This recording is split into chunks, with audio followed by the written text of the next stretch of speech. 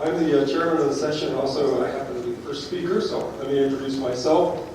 My name is Larry Crumpler. I'm a research curator at the New Mexico Museum of Natural History, and I specialize in planetary geology and volcanology of the terrestrial planets, and had experience with Viking, Magellan, lately with Pathfinder, and now with site selection for O3s. Okay, to get on with the presentation, what I'm going to talk about is the Mars landing sites for the 2003 Mars Exploration Rover mission.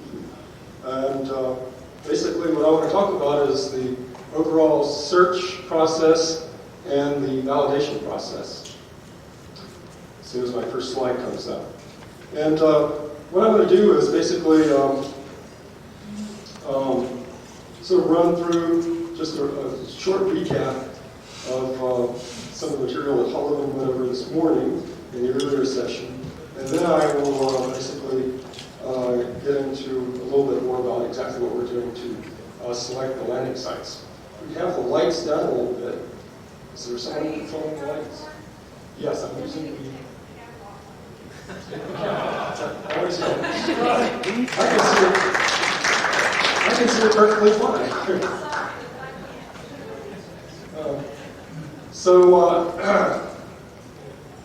That's what I'm going to talk about. Basically, the 2003 Mars Exploration Rover mission is a mission that sort of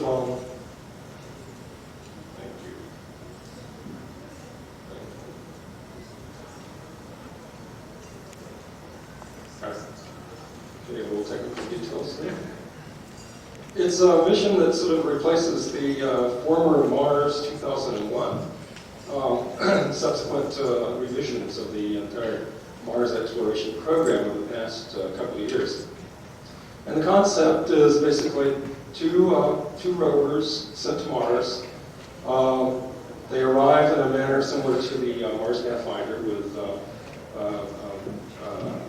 parachutes and sort of a balloon-type airbag landing system. And we have two rovers, not just one opportunity, so we can go to two places on Mars. And these are slightly bigger, a little bit more capable rovers. They're about twice the size of the Mars Pathfinder rover. And each is quite capable of a number of important scientific measurements. They encompass an improved panoramic camera, which has somewhat better resolution than even the Mars Pathfinder. It has a number of other instruments that essentially measure things about the chemical composition and neurological makeup of the surface. And in addition, it also carries another instrument, or tool, if you will, which will enable it to abrade rock surfaces so that we can get analyses of clean rocks rather than the weathered brine or dusty rinds of rocks. So that's what the mission's all about. So the important point is that we have two rovers, so we have two opportunities. And the numbers vary as to how far these rovers can go. You know, with Pathfinder, we were only able to go about 10 meters during the whole mission. And the concept for the next generation was to go on the order of about a kilometer. And I'm not sure what happened, but I hope it's coming back.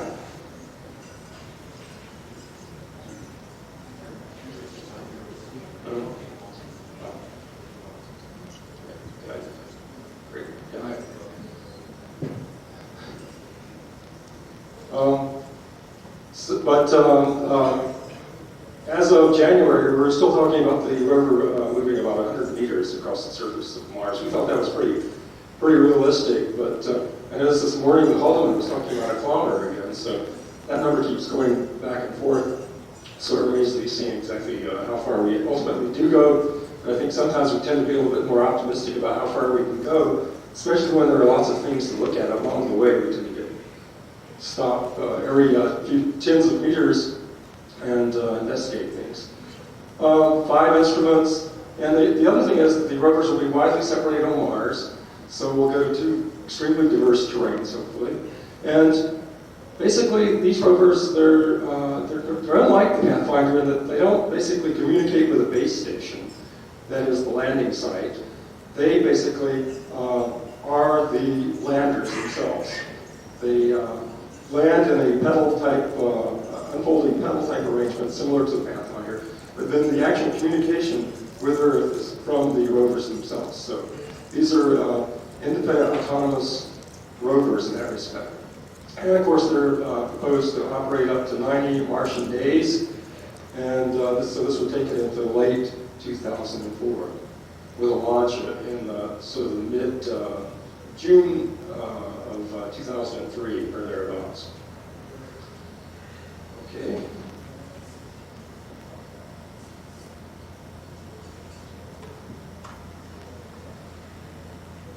So, with all these capabilities, what exactly is the goal of the mission? Well, the goal of the mission is the sort of the holy grail for the past 30 years or 40 years in the exploration of Mars. That is the search for life, really, and that's the overriding issue with NASA's Mars exploration program.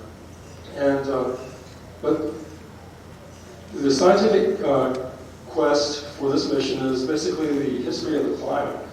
We can understand what the past climate was like. We can understand whether conditions were favorable or how long they may have been favorable for the formation of prebiotic compounds or life itself. So that's the point of the mission then, to go where conditions say there may have been water, because in our biology, water is the single most important ingredient for getting life. So probably over the next, over the past couple of years, there have been a number of us looking at Mars from the perspective of trying to decide which place answers those science questions most clearly and directly with the instruments that we have at hand. And so we've been selecting those sites on the basis of analysis of the Mars Global Surveyor data, with the Mars Observer Camera data and the all of the other instruments, the TESS, the MOLA, basically trying to characterize all of the proposed landing sites with regard to both their engineering requirements that they meet and in terms of their science requirements. And basically, it's pretty clear that where we're going to go is someplace where there has been past evidence for water on Mars. Now, that could be any number of scenarios that we know exist on Mars. It could be an ancient paleo lake basin. I've got to remember to turn off the sleep mode. It could be an ancient paleo lake basin inside a crater. It could be a layer deposit that is the result of some fluvial deposition, or it could be a stream valley itself. But in any case, what we're looking for are places on Mars where water has clearly been in the past, and hopefully for extended periods of time. Because with extended periods of time, you have time to develop the complex molecules that we expect will lead to at least the prebiotic compounds, if not life itself. So this is the places we want to go. And basically, the rover's scientific instruments are basically selected so that they can actually determine something about the materials that you see at the site that will tell you something about the past conditions that those rocks experience. For instance, the oxidation state of iron and so on. Okay, now let me tell you a little bit about the overall selection process. And there are two things that drive the selection of landing sites. Number one, the lander, the emplacement package itself has certain conditions which it's designed to sustain during entry, descent, and landing, and so we must pick a place that satisfies those requirements. Number two, the science requirements, which we just went over basically, require that we go to some place that will allow us to address those issues of the past climate. And the nature of the materials have a very specific characteristic that we're looking for. So we've got two axes on our plot, and we're trying to hit a bullseye in that. And within both of those axes, then we have multiple axes. For instance, here's the general engineering constraints for the 2003 rovers. We've got two rovers, A and B, and The principal constraint up front is the latitude. We're pretty well constrained within plus or minus 15 degrees of the equator. And that has to do with the engineering needs, a la the solar power of the spacecraft. We need to be near the subsolar point. So that point is basically over the lifetime of the mission within that latitude band. And it varies during that time between the two missions, between the two landings. So anyway, we're constrained to this sort of latitude band in here. The elevation must be a little bit less than 1 kilometer, and that's because we're descending on the parachute after entry, and we need enough atmospheric column, basically, to slow down the required amount before we get close to the surface and the other events in the landing sequence take place. We also, since we are going in during the middle of the Mars day, or close to it, we need to worry about those places on Mars where we see evidence for diurnal wind activity. We'd like the wind to be relatively low at low altitudes, so we have to look at something of Viking history, heritage there to understand where the best place would be for that. Also, the two rovers, remember we're sending two, we have to separate them by about 37 degrees because we can't communicate with both of them at the same time, or at least you don't want to be dealing with two of them at the same time unless you have two totally independent teams and two totally independent communication systems, which we don't. So it would be nice to separate them by the equivalent to 37 degrees from the Great Circle. Basically, the surface slopes need to be fairly low. They need to be less than 15 degrees. And that's driven by a number of things. First of all, we know that the Pathfinder bounced for considerable distance, even greater than was initially supposed. And slopes only increase the amount of bouncing and amount of rolling that take place. And the lifetime of the inflation of the airbags isn't infinite. So we'd like to get it to stop rolling as soon as possible. So we want a place that's fairly flat where there's little opportunity for it to bounce for 15 kilometers down a several degree slope. So that's part of that. Also, basically, you get going too fast on even a short slope of 15 degrees and end up with too much velocity, and that'll then take you out across a fairly flat place. So anyway, we want slopes to be fairly low, and we can get at those with a number of techniques, and I'll go over those in a second. Surface images, basically using Viking to sort of get an idea of where we want to go in terms of the geology. Sorry about that. We're now using Mars Observer camera, MOC, which is taking high-resolution images on the order of several meter resolution of throughout Mars. But since January, we've actually targeted the principal landing sites of interest for imaging by MOC at nadir and off-nadir imaging sequences to determine as much as we can about the high-priority sites as possible within as short a time as possible before we have to make a decision, which is probably coming up later this year, about two real prime candidates. So basically, in the images, we're looking for things like large boulders, which we can see with MOC images. We're looking for obvious hazards like scarps and slopes and valleys and cracks and things like that. And another thing that we're interested in, of course, are rocks. And it would be nice if the total rock coverage was something about like Pathfinder or less, but not too low so that you're just landing in aeolian fine materials. So it would be nice if it were somewhere between the neighborhood of 10 and 20%, but certainly less than 20% total area covered by rocks. And we think we can get at that with a number of remote sensing techniques. At least there are some techniques that are fairly promising that tell us something about the potential area covered by rocks. Also, we would like to have rocks greater than about a half a meter in diameter be less than 1% of that area. And again, that's somewhat like the Pathfinder site. because the airbag system really isn't designed for rocks getting much larger than that, at least without a safety margin. So it would be nice to keep those out of the picture as much as possible too.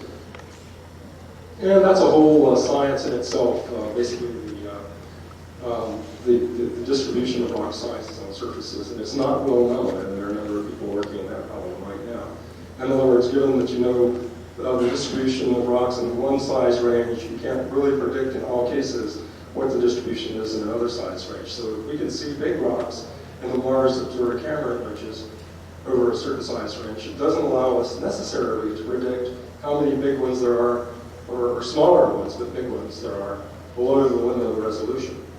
So that's an area of fruitful investigation that's going on now. Radar reflectivity is important because we use the radar basically to inflate the airbags, to cut the lander, the airbag loose near the surface when it's within 110 meters of the surface. And so it would be very nice if we don't fly over a mesa and the radar says fire the thrusters and cut it loose, and then we basically fly off the edge of the mesa and then we fall another kilometer. That wouldn't be good. But that's a potential scenario for that. But also the radar reflectivity. There are materials on Mars that, because Mars is such a dry place, they can absorb radar energy fairly well. In fact, it's been referred to as a stealth material because it's very similar to the material used on stealth planes in the Air Force, and that it absorbs radar energy very well. So we want the radar reflectivity to be within a certain range. Also, we don't want too many fine materials, and we think we can estimate those from thermal inertia data. But that's simply because we don't want to land in nothing but dust. We would like to have real rocks to look at. Okay, now let's just review something about the sites that are basically on the list right now. This is two hemispheres of Mars constructed from Mars Observer laser altimeter data. And of course the reds and yellows are highs and the blues are the lows. And so you can see the southern highland hemisphere of Mars, and then the low line relatively flat, northern plains of Mars. And here's the latitude band that we're pretty much constrained to right here, this area right in here. Here are the big volcanoes of Tharsis Montes. And here are the sites shown as little boxes here that have basically come out of a long 2 years of down selection to these 6 or 9 sites, depending on how you count them. And basically they run the gamut of geological situations. Basically this is the Valles Marineris, the giant canyon system of Mars. This includes Miles Chasma and Candor Chasma, central Valles Marineris. There's a couple getting over here near the Prime Meridian, the famous hematite site. That's a site on Mars where we actually see a chemical anomaly that suggests a signature in the iron content that one would only expect to see in the presence of a place where water had stood for a long period of time. That's the so-called hematite site, and there are a number of other sites in the Meridiani region around that. That is a popular site. In fact, it probably has the greatest vote right now. There's a site here on the edge of the Isidis Basin where we have one of the highest concentrations of valley networks. These are the little stream valleys that, when you look at some of the Viking images, you can see a surface that almost looks as though it has a dendritic drainage pattern. There are so many of these small valleys squiggling across the surface. And then there are a number of sites over here in the southern Elysium region along the highland-lowland boundary. There's basically Gale Crater, an unnamed crater, Boediger Crater, and Gusev Crater, which you also hear a lot about. So that's where that is. So these are all the sites that have been proposed.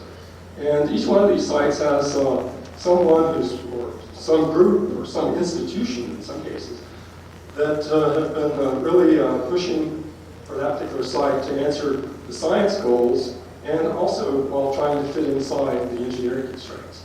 So this has been a really tough job. I mean, it's we come together every couple of years in the past, actually every few months, probably about twice a year and try to come to some decision about, where are we in the process of down selecting these sites. We had a meeting last January at Ames in which we came down to these sites basically, and we got down to these sites. We realized we needed more data, as much data as we could during the time allowed to us before we actually had to start bending metal and plotting trajectories. And so we have a spacecraft in orbit about Mars Global Surveyor, and that it would be nice if we could direct it to take special attention on these particular sites. And so that's what we've been doing. As of this spring, one thing that we knew that we really needed were Mars Observer Camera high-resolution images of all of these sites. So basically, the Mars Observer Camera PI has been directed to attempt to acquire images of these sites within the proposed landing ellipses as much as possible between now and the decision deadline time, so that we could really base our decision on some valid data. So that's kind of where we are right now, basically. Reviewing that sort of data, arguing for these different sites, and right now all of these boxes on this map are still valid areas for landing. I've been the principal proponent for this particular landing site right here. It's the ISDC rim, or ISDC basin, southern ISDC basin, whatever you want to call it. And so what I'm going to do is just sort of roll through, sort of reuse my slides, as it were, from the January meeting to show you exactly what sort of data we're using and what sort of arguments we're going through. And I should say that I'll be using a very abbreviated set, of course, of those data. Okay, let's zoom in to the ISDC basin area. And this again is the MOLA representation of the relief of Mars.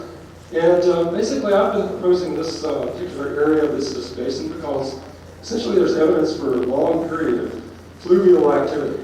This is an area where we have one of the highest valley network densities on Mars, so it's an area that saw a lot of water.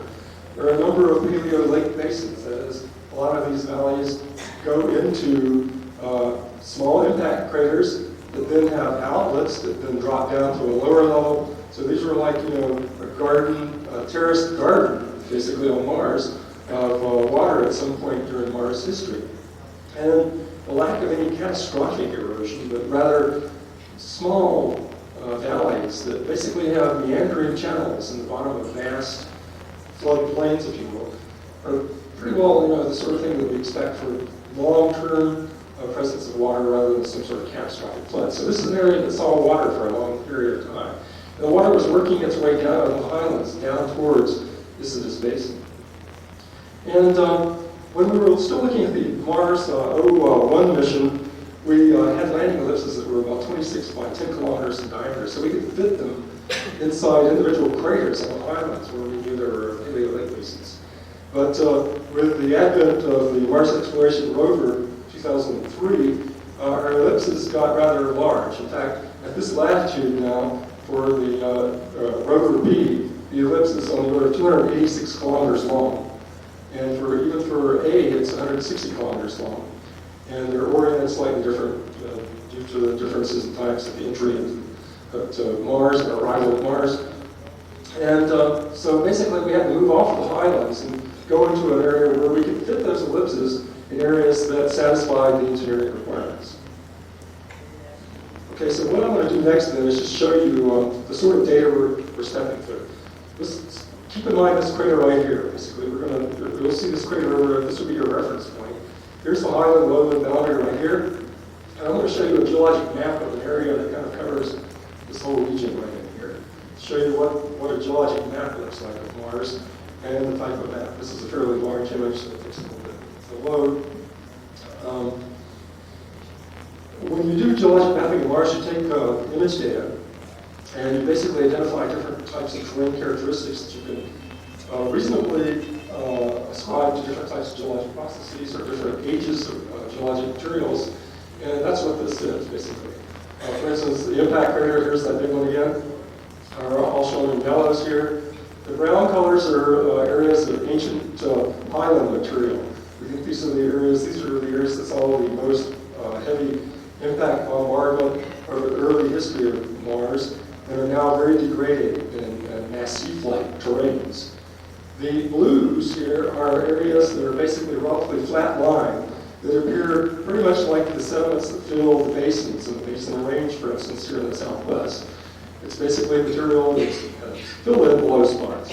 And then the green areas are areas where they're graded from the base of the mountains down to those plains. And so those are the areas where you frequently see lots of little tiny channels. And all these little black lines sort of in the background here are all individual little valleys.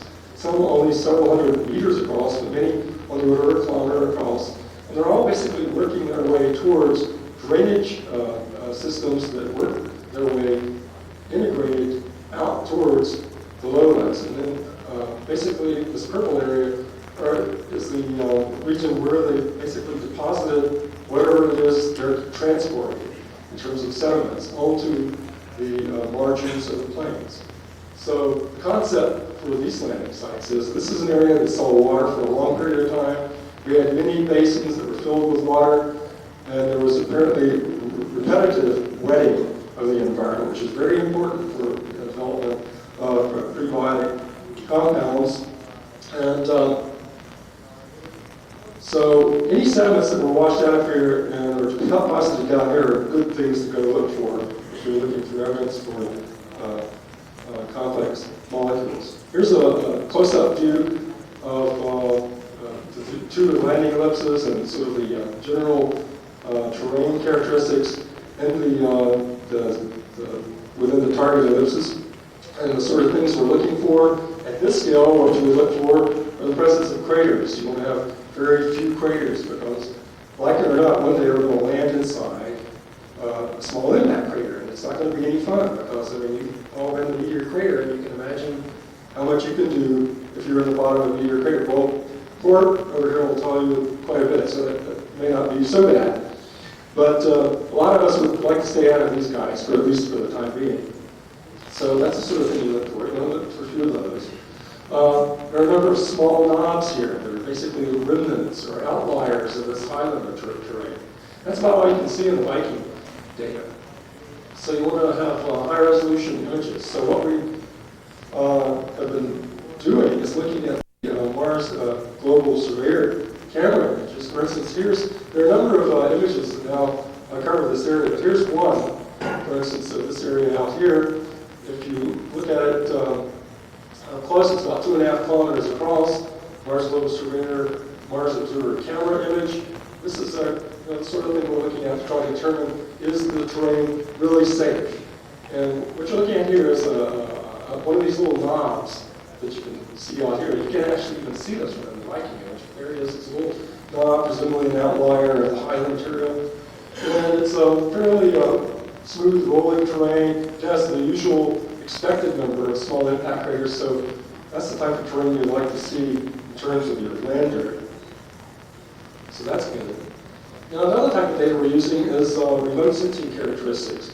Now, I'm just showing this image to show you the area of the next image, which is a remote sensing image. And here's our favorite impact crater again. By the way, this is an unnamed crater. It's about 50 kilometers across, one of the youngest craters in the area. And one of the interesting things about this area is that it probably has impacted a series of very intermediate age lava flows in Martian history that we'd really like to have a look at over in the Cirrus Major Planet region. It may have ballistically placed them over here so that we would have a diversity of materials, not only materials that were washed down, but materials nearby lava flows readily available for rover to sample. Anyway, let's go and look at this area. Here's some, by the way, here's some of the Mars Global Surveyor images. They're really small compared to the ellipses, so we need to get as many as we can. But we're going to go and look at this area in the remote sensing data. And I'll look at the old Viking IRTM data, which you can convert using a particular model to rock abundances. It has fairly low resolution. That's these blocks. These are essentially pixels in the data. And basically, you can calculate the rock abundance and percent area covered by rocks. That's what these numbers are. Remember, we want to stay below 20% percent area covered by rocks. And so basically the idea is to go through all the landing sites, do this sort of analysis, and find one that basically has the lowest rock abundance that still meets the science requirements. And this is just one type of remote sensing data set. This is the IRTM, which we convert to, in this case, rock abundance. There are other ways of looking at the data, looking for fine component materials, and so on. So anyway, that's the sort of thing we're doing. So I just want to sum up. Then basically, what are the prospects for the coming selection landing sites? Well, keep in mind that we have, and this is just my view, basically, from observing the whole sequence of landing site meetings, is we have 2 rovers, so we have 2 opportunities. So it's like when you cool, like landing in the bottom of Valles Marineris or something like that. But from that short list of the engineering fits to the potential ellipses, we'll probably then choose a final list which meets our science goals. So that is a long-winded way of saying that science is kind of coming in at the tail end. But that's the nature of these missions. You really do need to get there first, and that's what this whole landing site selection process is all about. Gotten very sophisticated since the Viking days. I participated in the Viking lander selection process, and it's basically the same format. We're still doing the same sorts of things, looking at the same sorts of remote sensing data, but the data has gotten better, and we've gotten a little bit more sophisticated about the way we present it and deconvolve it. But otherwise, we're pretty much on track for selecting sites in the fall. And just think ISDC, basically. Thank you.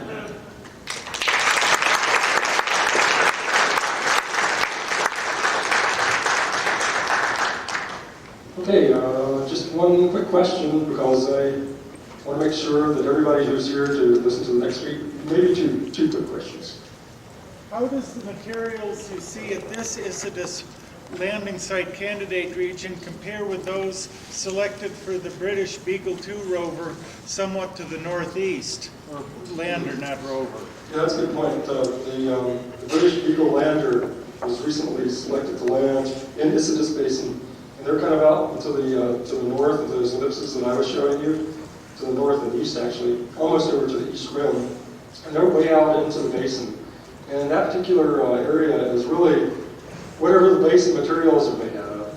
That's what that is. That's something totally different. It's a very rolling terrain. You see a lot of pitted mounds. The geologic characteristics are totally different. So it's a different type of site, definitely. And quick correction.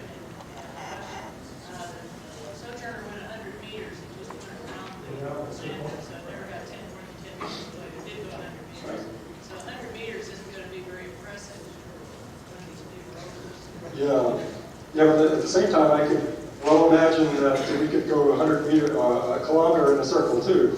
So, I mean, what we're thinking in terms of is straight line distance. The question is, if the landing ellipses have gotten that big, doesn't that pretty well knock out Gusev and some of the other? I don't know. Gusev person will have to talk about that. Is that still? No, they're all the Crater Lakes except for Gale, the landing ellipse is still pretty inside. Another point is the ellipses are getting a little thinner, Great. a little bit, but in any case, our total rolling distance is smaller than the width of the ellipse. The SIGWAR required by headquarters, our level 1 requirement is 600 meters. So we do everything else right. If we do not drive one rover 600 meters, we fail. So we will drive one at least 600 meters. Is that distance on the ground or distance Total on the we odometer? can go on a So you could spin your wheels in place or something. That would probably not be considered if we Okay, I guess we've got another one quick question. Is there any contingencies that the rover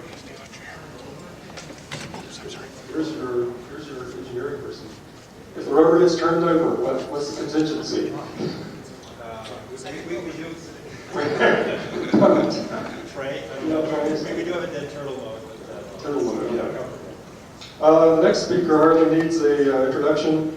Robert Zubrin, Mars Society president, and for those of you who aren't totally familiar with Robert, let me give you a brief description of the bio.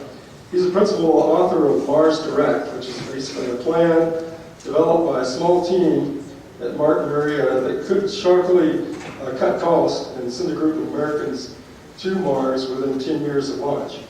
And Zubrin is basically a former senior engineer at Martin Marietta Astronautics in Denver, and is now basically president of his own company, Pioneer Rocket Plane Astronautics. He's the inventor of several unique concepts for space propulsion and exploration, and author of over 100 published papers, and including the well-known book, The Case for Mars, et cetera, et cetera. So, with no further ado, here's Dr. Zubrin. Missions to Mars.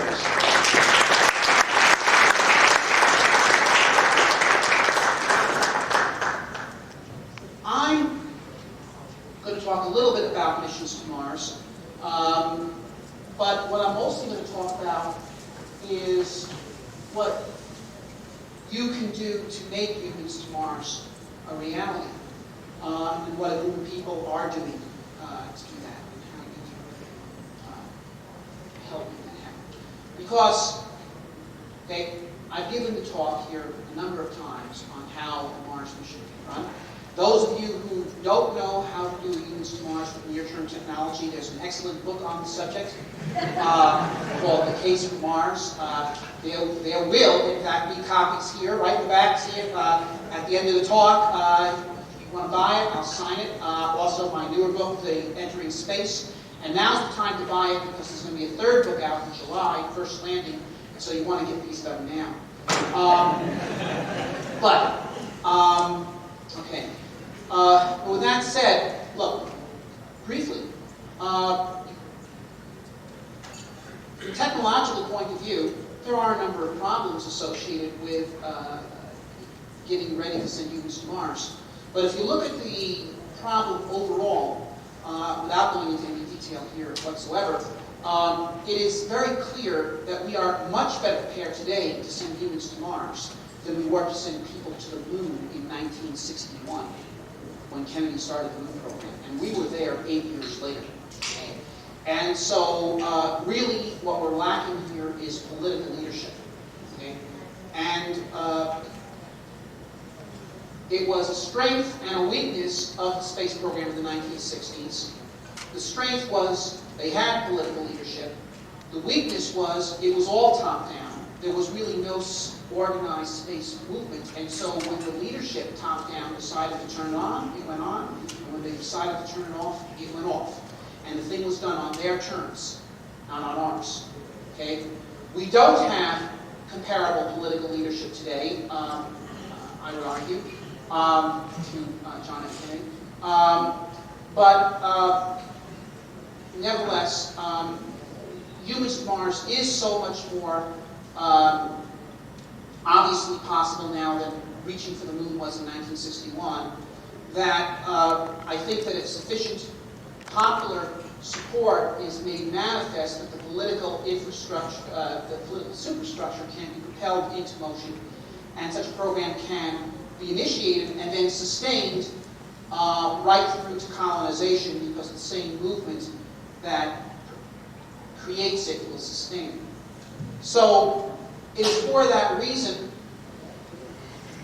that 3 years ago, a group of us who believed that humans should go to Mars and should colonize Mars someday, called the convention, was the founding convention of the Mars Society. 700 people showed up from all over the world. Came out of it with 25 chapters, now there's 80. And we decided to form a society which was committed to this focused goal, because you have to have a focus. A few thousand people who know what they want can accomplish much more than a million people who don't. Okay? We know what we want. Okay? Now, how are we going to make it happen? Well, we decided upon 3 courses of action, 2 of which you're familiar with, because the NSS does some of that as well. And the third is somewhat different. The first was broad public outreach to spread the vision. Second was political work to try to prevail directly upon the political class to embrace the goal of humans to Mars. And the third was to launch a series of privately funded space exploration projects of our own. You think about it. It's unclear whether we're a majority in this society or not, but there is no doubt that between North America and Europe, and Japan if you will, there are hundreds of millions of people who believe that a proper future of humanity involves human expansion into space. Okay? There's no doubt about that whatsoever. And you can see that, by the way, in terms of popular representation of the future, for instance, in films. There's only two versions of the future. There's positive versions in which humanity is spacefaring, and then if they are not spacefaring, it's universally an anti-utopian version of the future, slightly green, dark angel. That's a plug for Jim's camera. Associated with Mars. Anyway, but whatever. It's basically accepted that unless humanity does expand into space, we don't have a positive future. And a lot of people not only accept that, but feel somewhat passionate about that. Well, gee, 100 million people, at a low estimate, at $100 each, that'd be $10 billion. That'd be enough to send people to Mars if you did it in the private world. The question is, though, how do you then rally them? How do you get everyone who believes that humans should go to Mars to act on that basis? You see, if they act collectively on what they believe, they actually have it in their power to make happen directly, even without any involvement by the governments. Such a program. Well, if I just went on the radio tomorrow and said, everybody send in $100 and we'll have 10 billion and we'll send humans to Mars, most people would regard it as a sham or a hustle, and it wouldn't happen, and I wouldn't get the money, and we wouldn't go. Although I assure you that if everyone here does do no, that wouldn't quite work. Okay. So, what is the method? The method is that of Jacques Cousteau. Jacques Cousteau wanted to explore the ocean. Okay? How did he do this? Initially, he had very limited resources. Well, he did what he could. Put on his aqualung, went underwater, took a movie of a coral reef, came up, showed that to people. At that time, very few people had seen anything like that. They said, wow, that's what it's like under the sea. That's incredible, Jacques. What do you want to do next? I said, well, what I want to do next is I want to go deep, but for that I need a miniature submarine, and that's going to cost $5 million. But by then he has some credibility, so he can raise $5 million and do his miniature submarine and go deep and make a movie about that. And then the next project and the next. And each project gaining the credibility required to mobilize resources on a larger scale, orders of magnitude larger scales, progressively, to enable ever more ambitious endeavors. So, the Mars Society decided that we would attempt to do this exact same strategy, obviously with somewhat different missions. We decided that our first project would be the building of a simulated human Mars exploration base in the Canadian Arctic. The notion of a simulated human Mars base, or sometimes called a Mars analog base, is an old one. You'll find papers about it, I know, at least since the early 1980s, and probably a more comprehensive search would show that it was discussed in the 60s as well. I'd be willing to bet on that, but I haven't seen the papers. I myself was involved in a research study of such a base that was done in Martin Marietta in 1989. Okay? It's not a new idea, okay? But it was never been done. Never been done. And the purpose of such a base would be to go to some of the most Mars-like environments on Earth and attempt to operate there, to conduct mission operations there in the same way you would have to do it on Mars. And by so doing, start learning about how to explore on Mars.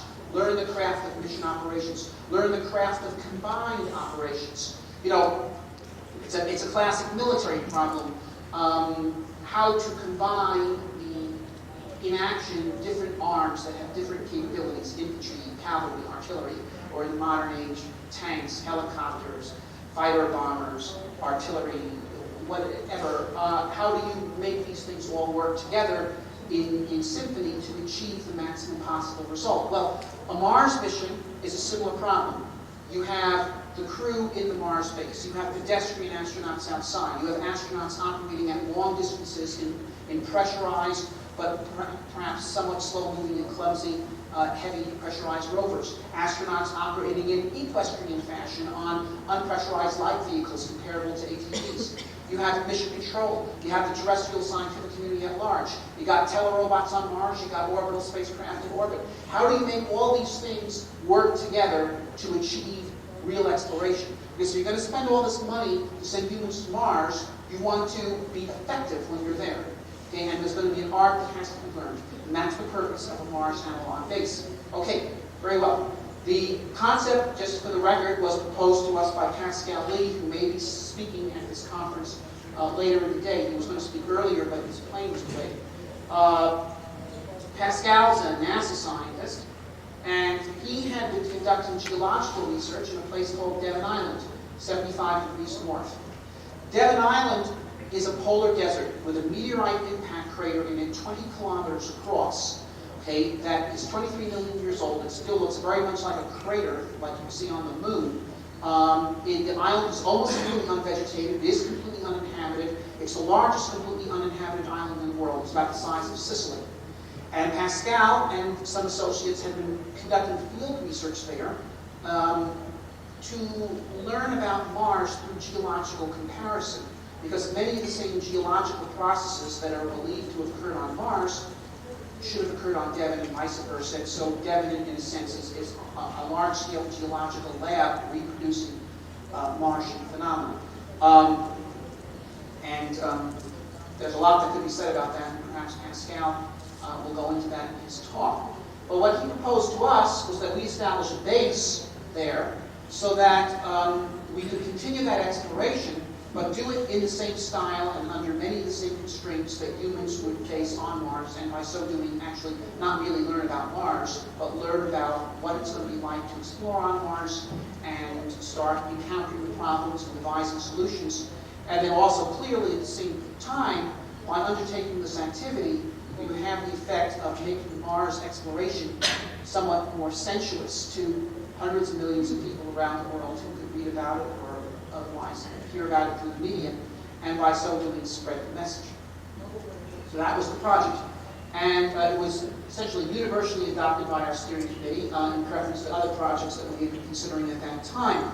Because of its direct relationship to humans to Mars, it was doing something totally outside the scope of NASA's existing programs, whether the robotic program or the Code and Astronaut Office program. And it was doable on a fairly short time scale at a funding level on the order of $1 million, which I felt we could raise. So this was an early artist conception of the thing. We developed a team of Mars Society volunteers and started getting some CAD people working on it, and it progressed to something like that. And then we started getting some money, and we hired an architect, and then eventually contracted with a firm called Infracom, who had developed a unique technology, actually originally devised for building floating cities on the ocean, okay? Of fiberglass honeycomb. This stuff is incredibly strong. It's 6 inches thick. It weighs as much per square foot as 1 inch thick pine, but is vastly stronger. And it's waterproof and weatherproof and rather good insulation. So we selected them, and the price was fairly good. Now, Infracom was good in all those respects, and also I might add that their craftsmanship was very good, but they got way behind schedule. And we were on a very tight schedule. The season on Devon Island for operating is comparatively short, basically runs through from late June through late August.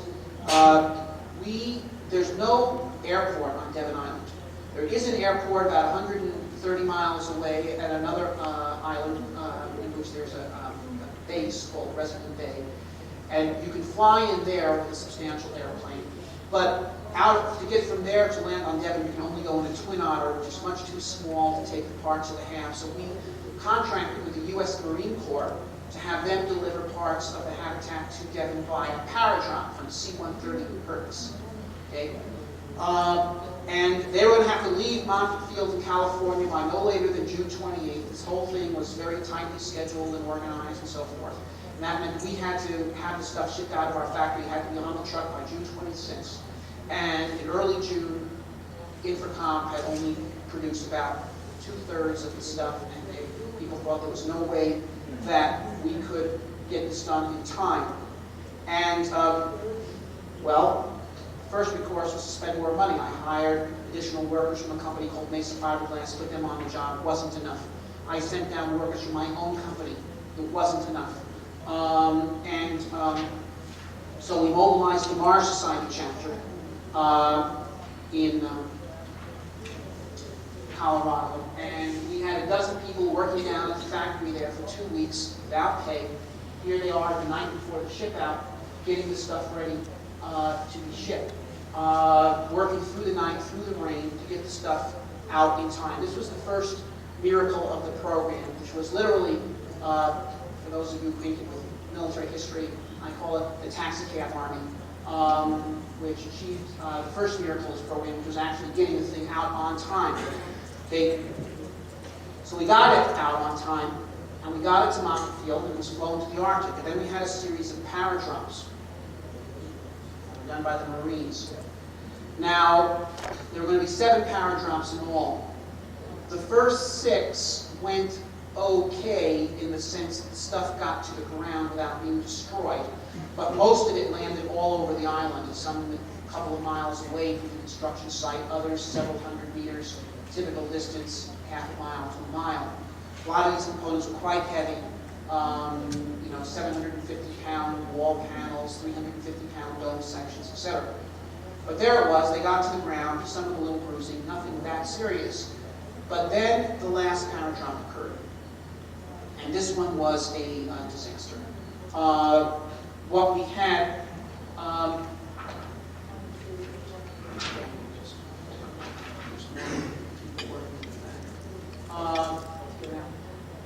the payload separated from the parachute at an altitude of 1,000 feet.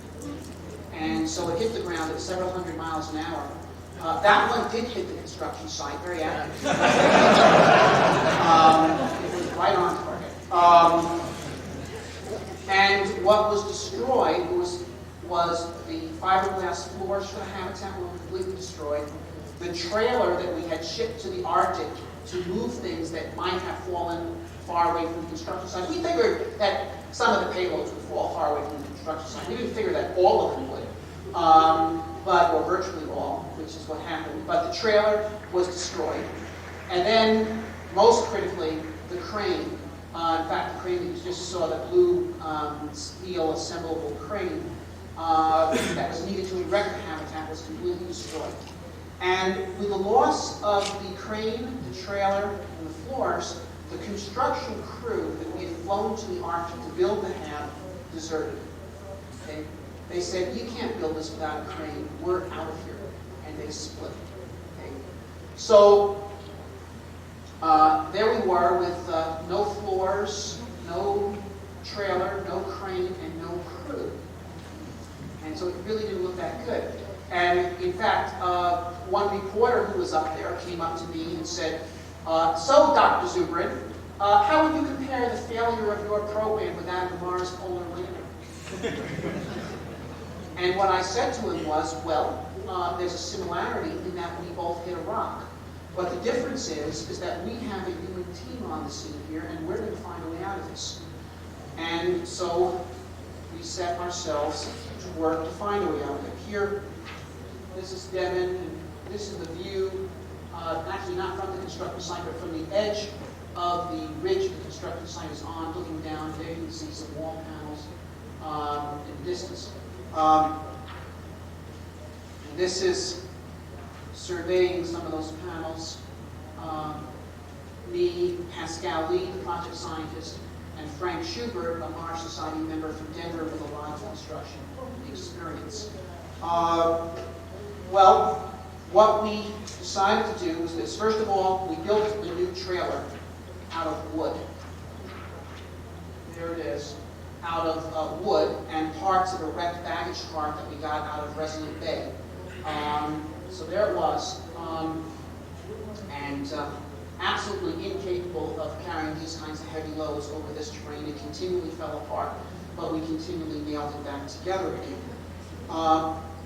We put together a new construction team, which was half composed of Mars Society, PhD scientists like me, and half, well, another part of Inuits, the Inuit people, Eskimos, if you will. They don't like being called Eskimos. Inuits is what they call themselves. And these are Inuit boys from Resolute who came over to work with us. And then also journalists. There are a bunch of journalists who came up to cover the disaster, and so I put them to work.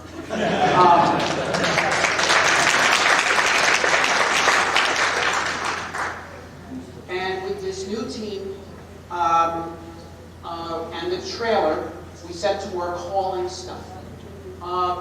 It took 3 days of heavy hauling through wind and freezing rain to get the stuff to the construction site. Just to give you an idea here, okay, just this mixed crew. Here's Frank Schubert, Marsh Society from Denver. This is Samson Ginevik, he's an Inuit. Margarita Marinova is a Marsh Society student from MIT.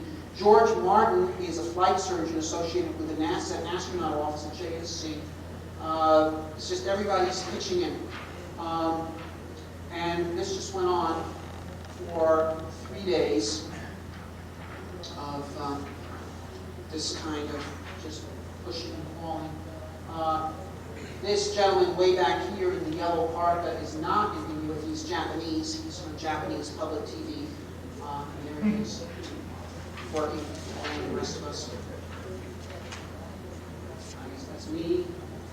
Here's the hauling. So on. So at the end of 3 days of this stuff, we finally got the stuff to the construction site. And that in itself was a big morale booster. The leader of the deserting construction team had offered us his estimate that it would take us at least 3 weeks to move the stuff.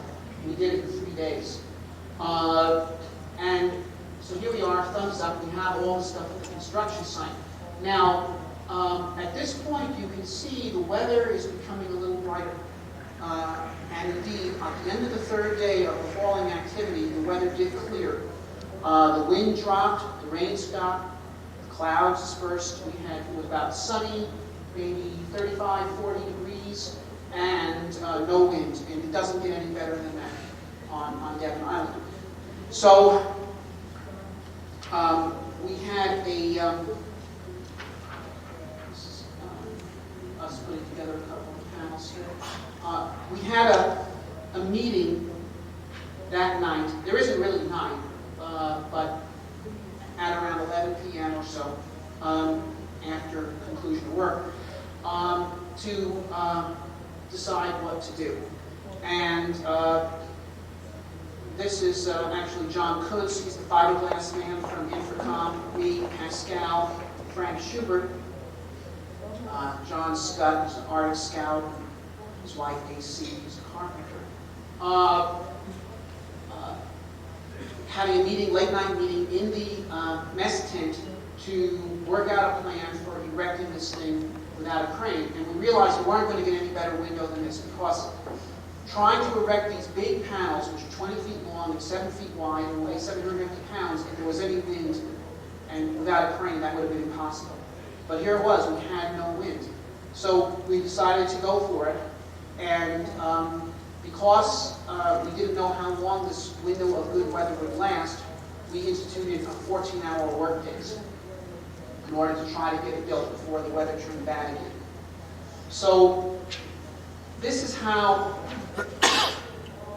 we got up the first set of panels. You can see, we had bolted together 2 of them to one of the primary legs that the structure would stand on.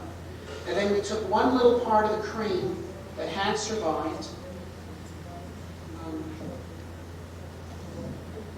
this little tippy top of the crane, and we anchored it into the permafrost, and then we pushed this up with bracing timbers and tied a line from the top to here, and we attached a winch to this. And we put a whole bunch of people with guy ropes on the side of here and here. And we turned the winch on and we swung it up on one leg. And here it is. standing up. Space News had contacted us and said they wanted a picture of the crash wreckage. Their story was Mars Society Project Flounders in the Arctic. Instead, we sent them this picture. So there it is. The first panel is up.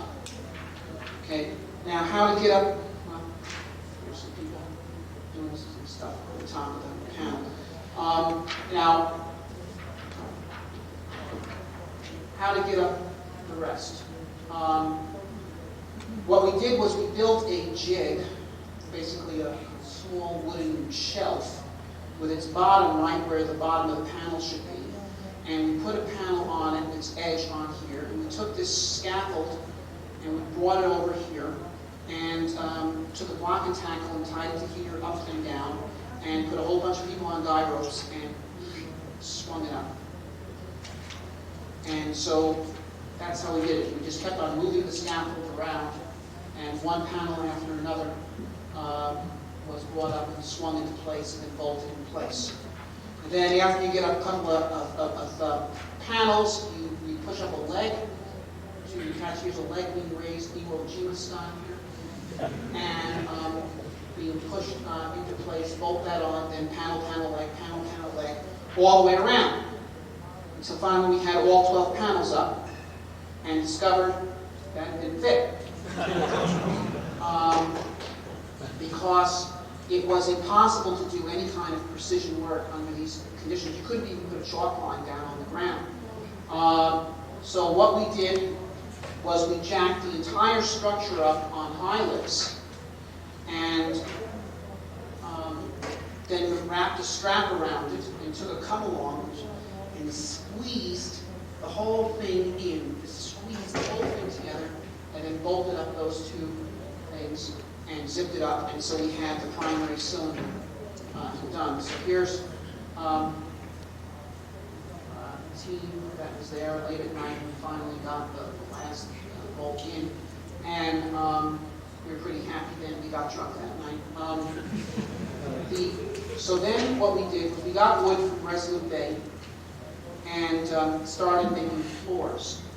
And because, as I said, fiberglass floors had been destroyed, so we started making wooden floors instead. There's two decks here, and we built them both out about 2/3, leaving huge gaps in them, so that we could haul.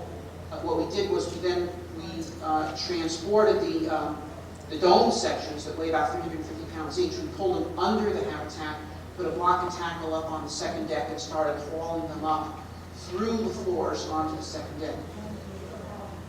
This is me doing floor joists. Anyway, here, well, we had to heel all the windows over because we didn't want to transport those over the ground. But okay, we got these dome sections up on the section on the second deck, and we then put a little scaffold on the deck and put a pedestal up here in the little center of the dome, and then we put 6 guys on this and lifted this one up and shoved it into place, bolted it here and here. And then we did the same thing on the opposite side, and so we had the arch of the dome built. And then we just started adding in sections, and we had 2 guys on the island, Frank and one other person who actually knew something about construction. They were kind of like the steel edge on this very heterogeneous crew. So they did the hardest stuff. So these things had to be bolted together on the outside, and here's them doing that.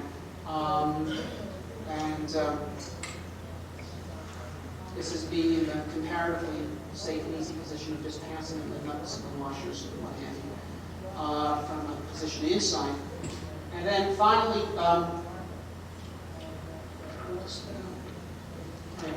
so naturally, they managed to bolt themselves outside, couldn't get back in, so they held in from the roof.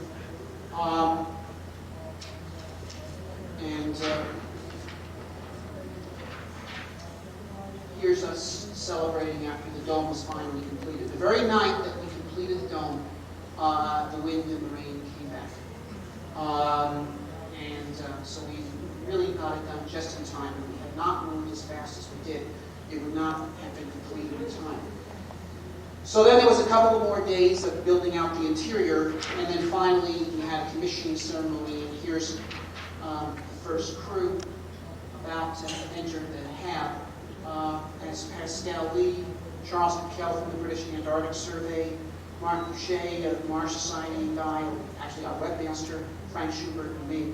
The gun is for polar bears, which are a menace on Devon, and it proved quite handy. Here's the last photograph taken by the webcam. Actually, that's not a real photograph. No, we've seen polar bears on Devon every year, but no, they're not very good. So, the thing was done. And there it is. And it's still there. We sent a scouting crew up to Devon this April, and have had indeed survived the winter and the 100 knot days and all that sort of stuff. So now we're preparing for our first actual operation of the HAB in a real sense. This summer, we're going to be operating it from around June 28th through August 17th. We have 6 crew rotations of roughly 9 days each, although they vary. I'm commanding 2 of them. Pascal Lee will command the other 4. And there's a total of 25 people involved in one or more of these rotations. We're going to be conducting a sustained program of field geology on Devon under Mars machine restraints. No one will be able to go outside without wearing a simulated spacesuit. All communication between spacesuits will be by voice-activated radio. You're going to have to spend 10 minutes in the airlock going each way. All communication with mission control is going to be with 10-minute time delays each way, etc. Okay? And we put out a call for volunteers to be part of this cruise, advertising hard work and no pay. And we got 250 volunteers from all over the world. And it was really very impressive. We had flag-rank military officers, we had astronauts and astronaut candidates, we had chairmen of geology departments at universities, we had any number of students and engineers. We had a guy from the War Crimes Tribunal, the prosecutor's office in The Hague, actually a British commando who had parachuted into Yugoslavia to arrest Serb war criminals. And we also had a guy who was Serbian, anyway, well, we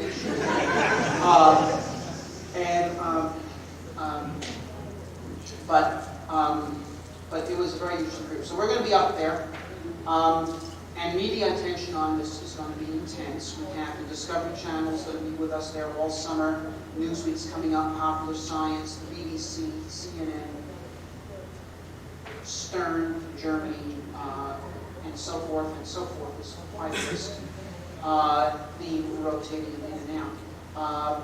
And so we anticipate being able to reach literally hundreds of millions of people here. And then it has in fact happened that as a result of the success of this project to date, more resources have come in. And that is why the Mars Society is building additional habitats. We're going to have a Mars Desert Research Station that's going to be established here in the American Southwest. That, in fact, is in an advanced state of fabrication right now. And I might add that it is going to be put on exhibit at Kennedy Space Center, the Visitors Complex, this summer. People will actually be able to see it, go inside the lower deck, visit it, and communicate from there once a day to the habitat on Devon Island. The sponsors of that exhibit, that habitat along with an exhibit tent, is the unions. Okay? The pipe fitters union and the sheet metal workers union have stepped forward to sponsor the Southwest HAB because they want to send a statement that you don't have to be a fighter pilot to be a space pioneer. Okay? And that when cities are built on Mars, they'll be built by people like them who, after all, built the cities here on Earth. In fact, we're commissioning a mural, a set of artwork depicting the growth of a small Mars base into a true Mars settlement and highlighting the role of working men and women in making that possible. That will be part of that exhibit as well, along with some interactive stuff. But then that'll be at Kennedy for 2 months, and then it will go to, after Labor Day, it will go to the Southwest, where it will operate through the fall, winter, and spring. And so between the Desert Station, which will operate 3 seasons, and the Arctic Station that operates in the summer, we will be conducting a year-round program of Mars analog operations research. And there's significant possibilities for participation in that as crew or mission support or other roles for a lot of people. I also added from the Florida area, we can also use facilitators to visit. And then we're going to build 2 more stations, one in Iceland and one in Australia, probably in the Stony Desert. We've got scouting expeditions leading for various desert locations in Australia this southern hemisphere winter, which is to say July and August, to do that. So it will become a global program. And that's where we're at. This thing is going forward. We are now in contact with people who are sufficiently impressed with this activity that they are discussing with us donations of scale that could make possible in the relatively near future robotic missions to Mars sponsored by the Mars Society. And if we do that, I mean, think about that for a moment. Think about it. If a private organization had done Pathfinder with the photographs of Mars taken by it on the front covers of Newsom and Time and all the rest, they would be in position to raise billions now. So the point here is that we've gone north to Mars, now going to go south. But I believe very soon that by following through on this, by doing real stuff and earning credibility by doing real stuff, we're going to be able to mobilize increasing resources on an ever larger scale that will be making possible ever expanded efforts done privately. Now, or perhaps in collaboration with NASA or European Space Agency or other government agencies. But publicly if we can, privately if we must, we are committed to achieving this goal. Okay? You know, from a technological point of view, we are ready. This is within our capability. And it would only be a failure of courage for us not to pull this off. You know, and if you think about it, we, especially we Americans, okay, have everything we have today because of predecessors or people who came before us who were willing to go somewhere and take a chance, willing to build where nothing had been built before, to do things that had never been done before. Were we not to embrace this challenge, we would become something less than those who have given us everything we have and would thereby lay down our posterity as well.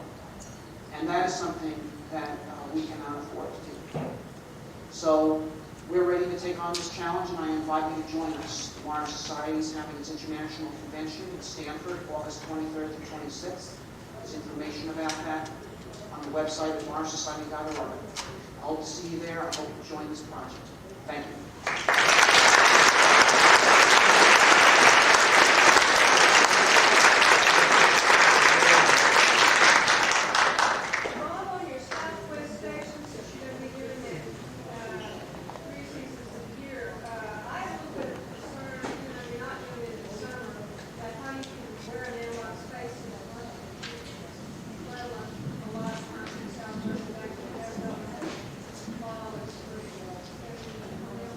Yeah, we have a lot of concerns about that as well. Our Denver chapter actually has been working on analog space designs. They're equipped with ventilation and water systems, and we have now successfully tested them up to 80 degrees Fahrenheit doing field work.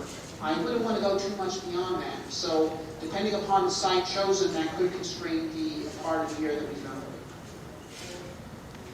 Second. You have built up an amazingly wide coalition of people willing to work very hard at no pay, and I'm suspecting in some cases at their own expense. I'm wondering if you've considered reaching out to the radio community. The AMSAT people told me a couple of years ago that they were interested in in private, in fact, amateur interplanetary missions.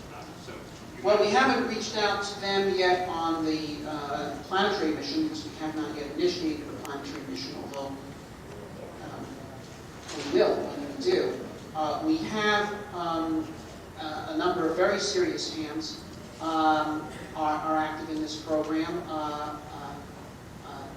For those who are interested, I'm a general class ham, KC0 IIK. And others who are much more so than me, and some of the stuff we have has been developed on that. And we're looking actually at having a meteorological package up on Devon through the winter that will have its batteries in charge by a little wind turbine, and which will transmit meteorological data through the winter on the ham frequency. But sure, that is definitely a good resource to work with. Sir. Are there any interesting lessons to be drawn for actual missions from the difficulties in construction and improvisation on the Earth stations? Yeah, there's a real good lesson to be learned. Okay, and it's not just. I mean, look, we have lost innumerable spacecraft in space, robotic spacecraft. They're lost every week. Okay, of our Mars spacecraft, actually the U.S. record is 2/3, 10 out of 15 have worked, 5 have failed, at 70% actually success, 67 and 33. In comparison, no piloted spacecraft has ever been lost in space. Ever. Whether you're talking about Skylab, or Apollo 13, or Mir, okay, no matter what the problem, the crew finds a way. And it's because they're much more motivated to live in robotic spacecraft. That is, in addition to being more dexterous and more resourceful and more intelligent than robotic spacecraft, they're also more motivated. And I think that the fundamental lesson here is that on the human Mars mission, the crew is going to be the strongest link in the chain. It sounds like the interior of the station is still pretty bare. What kind of equipment do you still need donated for it, or bought? Well, we actually, in the April expedition, improved the interior a lot in terms of its accommodations. But one thing that I would like to beef up in the station is its scientific equipment. Everything that could equip a field geology lab would be of interest to us. Other questions? Well, one more in the back. Would you be willing to post a list of what you need, maybe on your website, and that way people would know what's going on? That's a good idea. We'll do that. That's very good. Yes. Do you have any accreditations going with it so that kids participating can earn some college or school credit? The youngest people we have participating on Devon are undergraduate college students. And the oldest are about my age, which I know to reveal at this point. Some people who participate in here are doing research that conceivably could go into theses. But we ourselves are not a degree-granting institution. Just to allow more people for no pay and eligible, make it worth, to help them make the trip possible. Well, we could look into giving out some kind of certificate that perhaps they could talk to. You mean like if they were a high school science teacher or something and needed some kind of... High school, yeah. Okay. How do you spend your summer? No, I don't mean it seriously. I mean more loosely that institutions were coming to you and saying, okay, we'll give accreditation. Well, that would be interesting. Perhaps we can arrange that in the future. I have to tell you, in terms of arranging the logistics for this project this summer, there's going to be a lot of things that we could do that are, in fact, good ideas that are not going to happen. We're going to try to get the basics down here. But I think that'll expand. And especially, I might add, once the Southwest Station is established, we hope to have it operational by November. There'll be much larger opportunities for larger numbers of people to participate as members of the crew. Yes? I don't know if you've found a location yet, but Larry Crumpler and I talked about Mount Taylor near here, which has advantage of airports, technical resources, and we've talked about that in terms of sites for robotic experiments where we could bring in some of NASA. Well, we're very interested. We have an ongoing search, and we have not yet found a fully satisfactory site in the American Southwest. So we have not yet determined our site, although we're looking at a lot of places. I am very interested in the candidate sites in New Mexico. Okay, we want places that are unvegetated, large in expanse, because the Mars mission is not just walking around the hab, it's operating in motorized vehicles over long distances.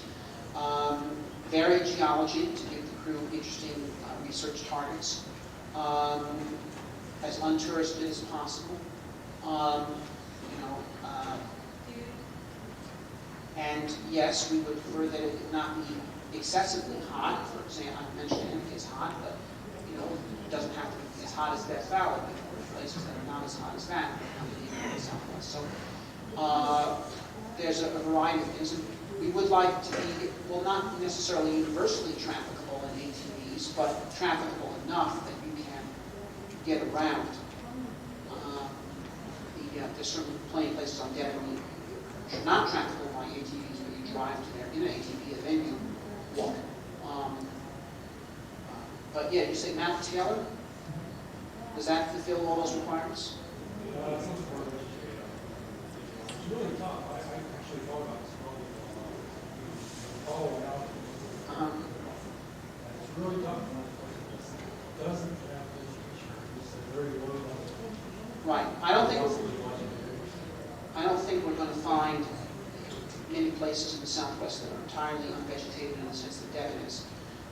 But if indeed we have a place where the characteristic distance between sage and bushes is 50 feet, instead of them all being crowded together and you have to plow through, then that probably would meet the criteria. Yeah, you want a dry lake bed and have no vegetation, but it's boring. Yeah. Okay. I'm going to have to wind it up, although the next talk is at 4, but I decided I'd wind it up early because I got to get to the airport. I will stop and sign books in the back during this little break before 4 when the next speaker comes on. Thank you.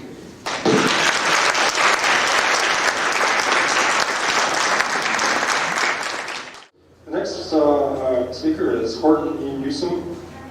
He's from the UNM Institute of Meteoritics here in town. And Hort is a long-term Martian. He's basically a materials person, as we say it in the planetary community, meaning that he looks at the chemistry of actual materials that come from space, meteorites, Mars meteorites, things of that sort, or thinks about the meaning of their chemistry. And so Hort is really focused on, in his science, in the meaning of materials that we might get from Mars and where to go.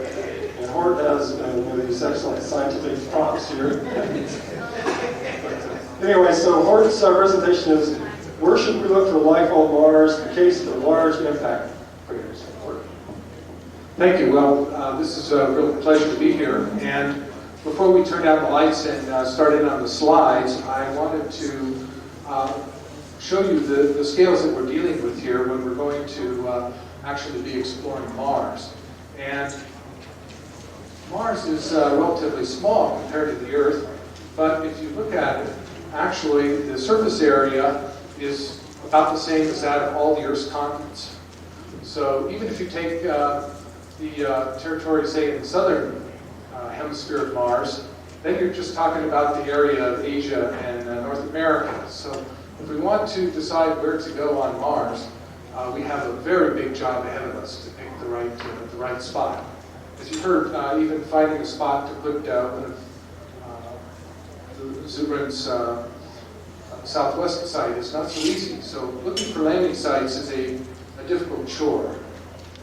Now, there are a number of reasons why people are really interested in going to Mars. We've heard a lot of different kinds of ideas. The idea that we need to send people just for the sake of exploration, for colonizing, and what I want to get back to a little bit here is some of the scientific reasons.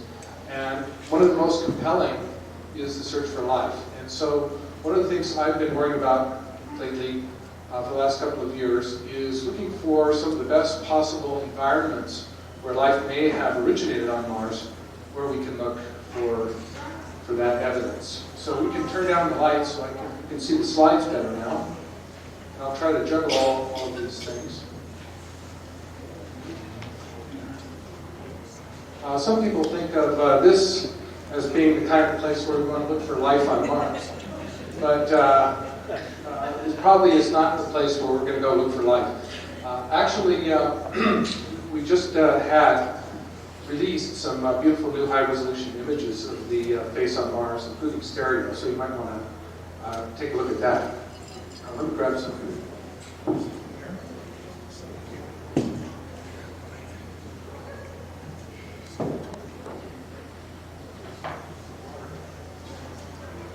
Yes.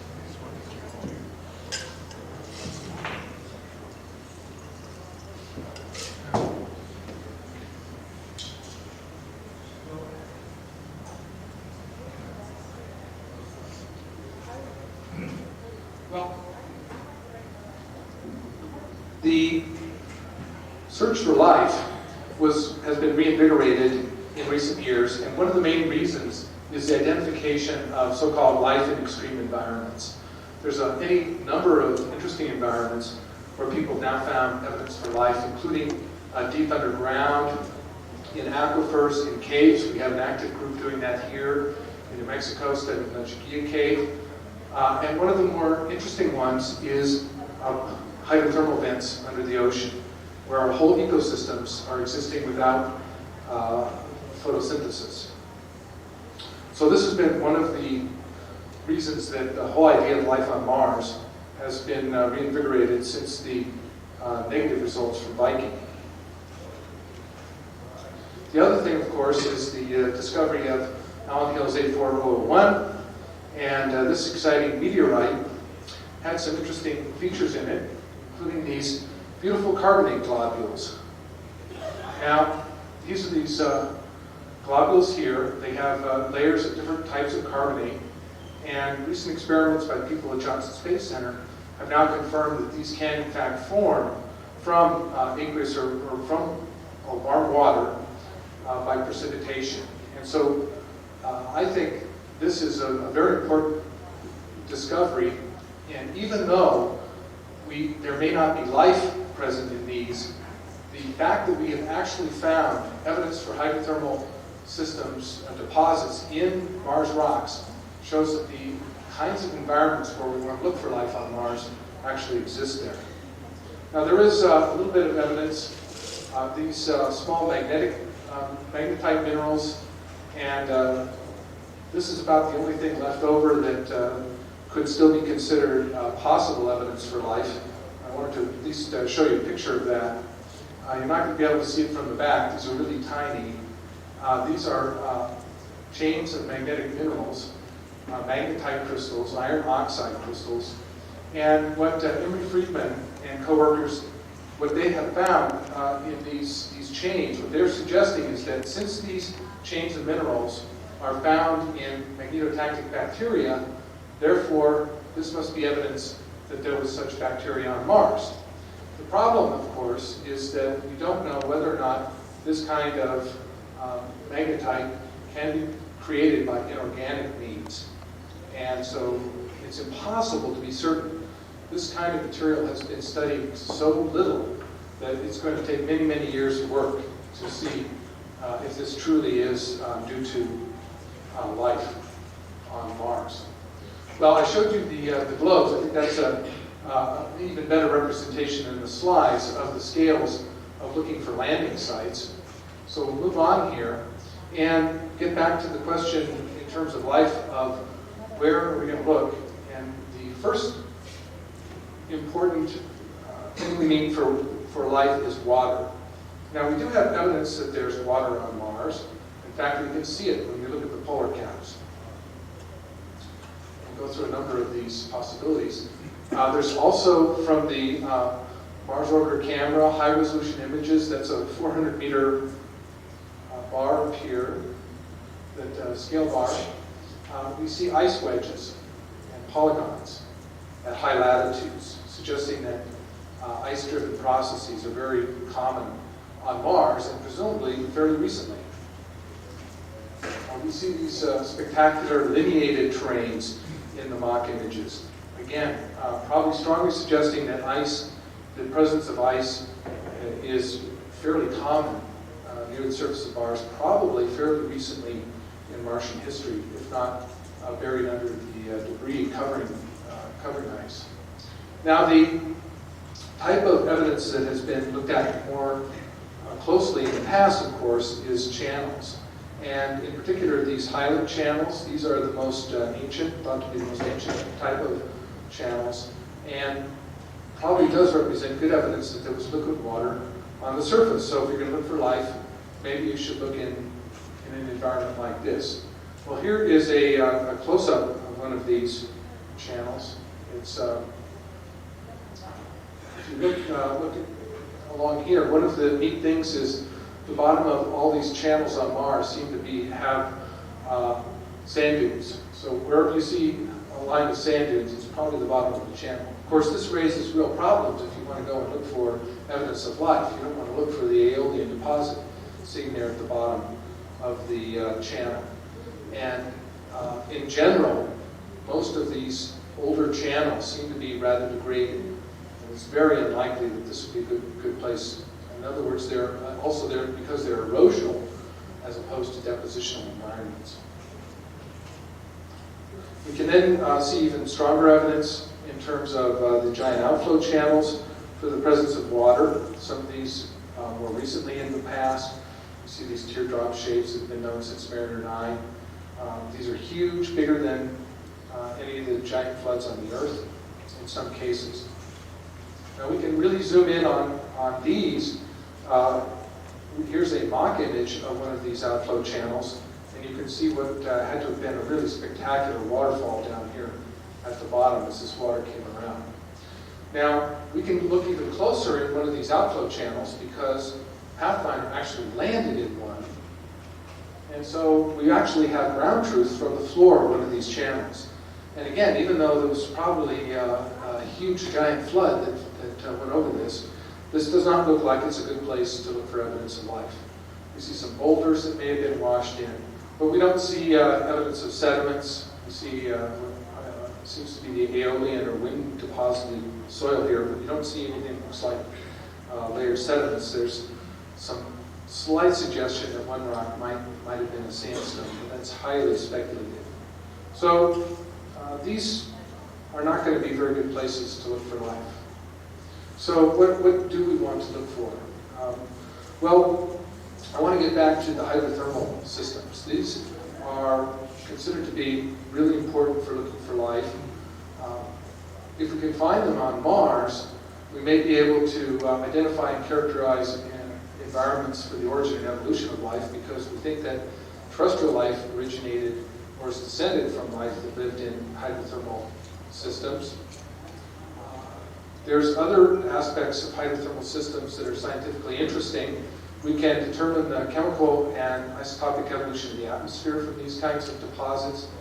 If we can find lake deposits, for example, we may be able to provide a temporal record of aqueous activity on Mars, and we may be able to constrain near-surface processes that contributed to the soil and the transport of mobile elements. And the soil on Mars is going to be important for both for scientific reasons and for future human habitation. We need to know if the material is toxic, and where it came from, and if we can just dig down and find some better material for growing plants, for example. Okay, where would we look for hydrothermal systems on Mars? We're not going to find them in these channels, but what we would like to find is something like a Yellowstone on Mars. This is the Grand Prismatic Spring, and finding something like this would be really fantastic.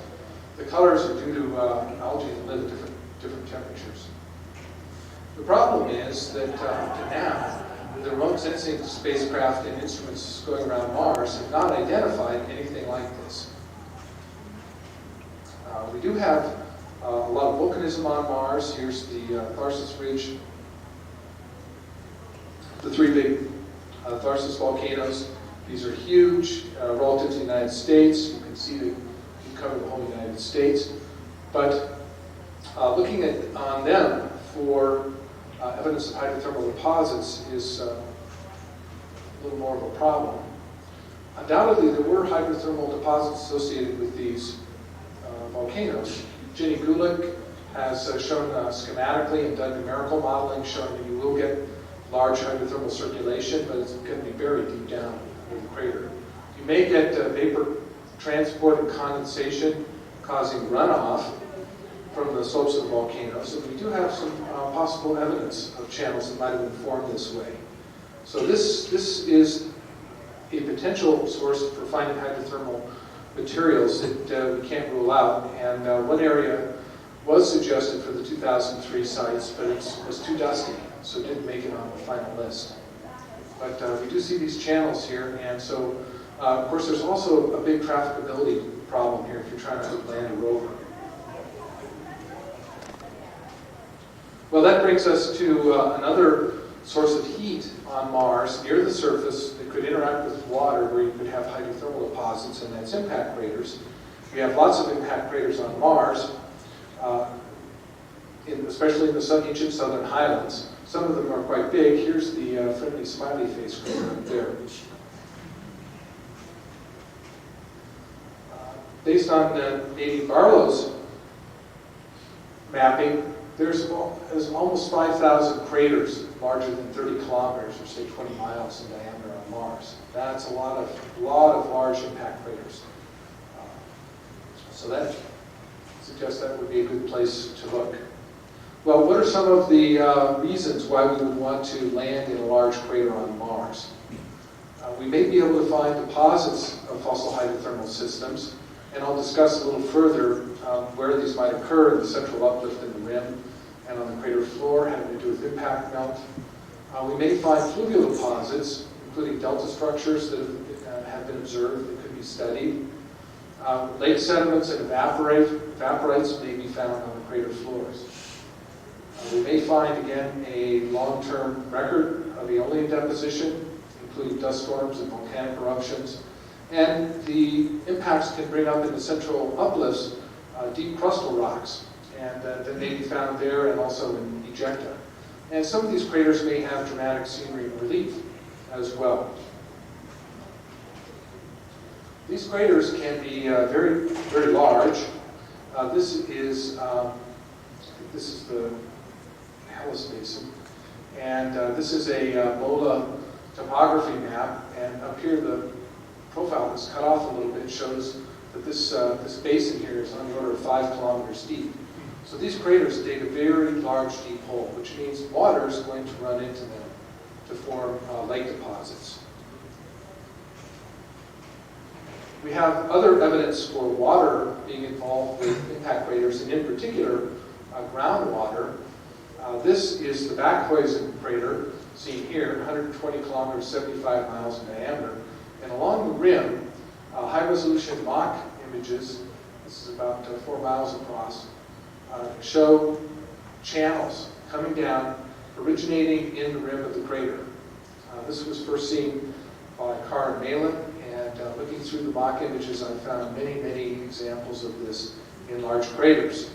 So what seems to be happening is that after the crater had formed, groundwater, you dig this huge deep hole, and the groundwater flows down onto the floor of the crater. So we have water available in these large craters. Well, if we want to have hydrothermal systems, we also need to have heat. And this gets back to some of the research that I've been doing with some of my students as well. And we've been looking at the heat sources available in large craters on Mars. And there's two sources of heat in large impact craters, and that's impact melt and the central uplift. And basically, as you go down underground, the rocks get hotter and hotter. And if you have one of these really large impacts, you can bring deep rocks up many, many kilometers. So basically, you bring hot rocks from deep down in Mars up close to the surface where they can provide heat. You're also shocking the rocks partly heating them up from that. And so that can provide substantial amounts of heat. And in fact, that amount of heat can be equal to the heat from the impact melt itself. We do get large amounts of impact melt in these large craters. Now you think a meteor crater is only a mile across, there's hardly any melted rock.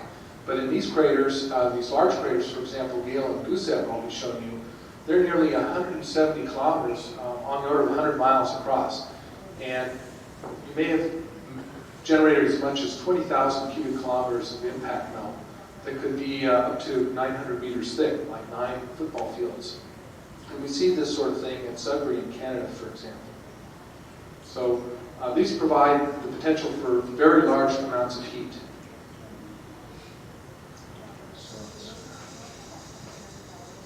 So when we have such craters, just schematically what we're going to end up with is a central uplift that's carrying a lot of heat with it. We're going to have impact melt. The water's going to flow in and form a lake. And in fact, a lot of the water that comes in can be groundwater that even has the possibility of carrying in life that may have evolved somewhere else. Now, the impact crater lakes themselves are very fascinating. They've been studied a lot by Natalie Cabral and Zubrin and other people. We find evidence for lakes in these deep craters. They provide aqueous environments, including the hydrothermal systems above the impact melt deposits. These lake waters can carry in biotic or prebiotic material, say, for example, life that may have originated in those very long-lived hydrothermal systems underneath the big volcanoes. And we can get lake deposits. It turns out that very fine-grained sediments and evaporites can preserve fossil bacteria very well. So we'd love to find fine-grained lake sediments and evaporites or carbonates. And these lake deposits, in contrast to some of the volcanic deposits, may be more accessible to spacecraft due to erosion by channels and superimposed impacts. We know that all of these large craters have to have been underlain by very large mulchings underneath the floors of these craters, every single one. Well, if we want to access this material in large craters, then we have the question of how to do this. We can look for craters that have been eroded, and this is a large 70-kilometer, 100-kilometer diameter crater in Tiu Vallis that's been eroded by a channel running through here. This would be kind of neat because you'd have the potential for looking at channel material as well as possibly lake bed material that's been eroded and impact melt and hydrothermal systems in the walls and floor. Another area that I've looked at some along the ISDC rim, which was actually a candidate site for the canceled 2001 mission, as Larry mentioned earlier, is this crater here. And this had the advantage of having a superimposed crater, which is as big as the Reese crater in Germany, about 20 kilometers in diameter. And this crater would have excavated material from the floor and rim of this bigger crater and thrown that material out on here. So that's an example of how we could land a rover in there, have a chance of finding these deposits. Now, getting back to the landing sites for the Mars exploration rovers that Larry discussed very nicely earlier, there are a couple of prime sites, and I'll talk a little bit about the sites that are currently considered to be the most likely. I think you would have to add Larry's ISDC Basin site into this list of likely sites, especially in terms of the safety. That's probably going to be the safest site to go to. The site that's currently considered the most popular site is the so-called hematite area, Meridiani, and that's this area here. You can see this anomaly. These are data from the thermal emission spectrometer, and they found evidence for this iron oxide mineral called hematite. Originally, they thought this might be due to lake deposits, but now it's pretty clear that it's on a gentle slope, and I'm a little concerned that it could just be weathered basalts. The next most interesting area is in Valles Marineris, and I wanted to show you some pictures hot off the press from the floor of Dallas Marianas. As part of the Mars Global Surveyor mission, the follow-on mission, the mock camera, is being used to look at these potential landing sites. And this is a picture taken very recently from the floor of Milas Chasma, showing some absolutely fascinating layered material. And the interpretation of these layers in here is that they are almost certainly due to lake deposits. The only problem with this, even though it looks really fascinating, is the chance of there being hydrothermal deposits is probably very slim. So where we really like to go is where we can have our cake and eat it too. In other words, have both lake deposits and hydrothermal deposits. And one place where we might be able to do that is in some of the large impact craters. There are two craters that are still being looked at very intensely as possible landing sites. And this is Gale and Gusev. They both have layered sediments and almost certainly lake deposits, lacustrine and fluvial deposits. They're huge craters on the order of 150 to 170 kilometers. That is about 100 miles in diameter. The Gale crater is very fascinating. It has, this is the basically a topographic map. It has a central deposit in here, and this deep depression here is in the north. And this is so this is turned around. There were a big paper by Edgett and Malin showing layered deposits here in this area, and up in this area up here is where there's a potential landing site. And we had no high-resolution data until literally just a few weeks ago. This, by the way, is the from the Edgett and Malin work. This shows these dramatic layered deposits in the north up here in Gale Crater. And this is the central deposit here. And just a few days ago, they released some new images from the potential landing site in Gale Crater. And this image was taken on April 20th, just about 5 weeks ago. And here you can see for the first time in the area adjacent to the actual proposed landing site, dramatically layered materials, again in the central uplift. The landing site area would be down here to the south. Now the problem is Gale would be a very, very tight fit to squeeze the 2003 landing site in. But this certainly is going to be very exciting. It's going to be a lot of interest in trying to get in there. But the landing site may be too rugged from a safety point of view. But clearly, material from here is going to be washed down into the area where the rovers would go. There's one other crater that fits a little better with the requirements that Larry talked about earlier, and that's Gusev crater. Gusev has been studied for a long time as a candidate crater because this big channel comes in here, has actually come into the crater, formed a lake, and drained out of the crater. And there is deposits that some people have said look like delta deposits down here.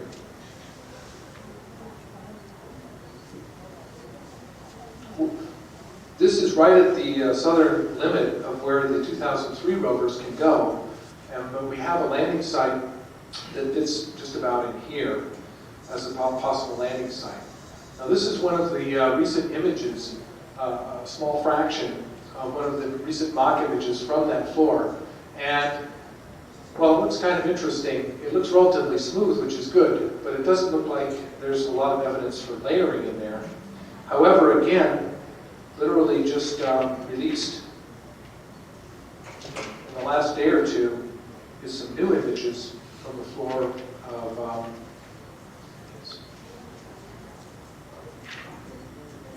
floor of Gusev. And here is, get this in a different orientation.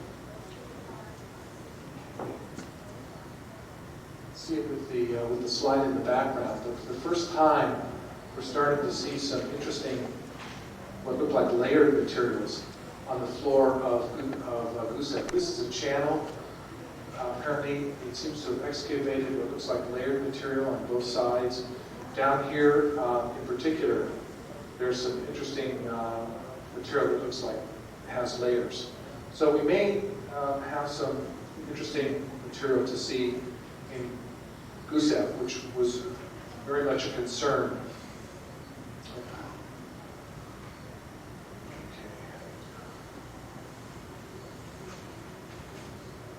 So, in conclusion, where are we going to look for life on Mars? Well, we need water for life in prebiotic chemistry. Life could be found in groundwater, but we would have to drill. There are going to be flying, several spacecraft are planning on flying ground-penetrating radar to look for water. There is evidence from those recent channels that there are locations where probably liquid water is present, but they're hard to get to with current technology. We would like to find lakes. Lakes can have groundwater, leave sediments and evaporites that can fossilize bacteria, and certainly impact craters are a good place where you can have lakes. You also want to find hydrothermal deposits, and we can get heat from impact craters or volcanoes to power hydrothermal systems. And these can last for tens of thousands of years, leaving both silica deposits and limestone that can fossilize bacteria, where we can look. As I mentioned before, in terms of impact craters, our research has shown that both the central uplift and the impact melt provide about equal amounts of heat. So you do have tremendous sources of heat in these large craters. And we also know that impact craters have deposits from both lakes and hydrothermal systems that could be accessible for sampling.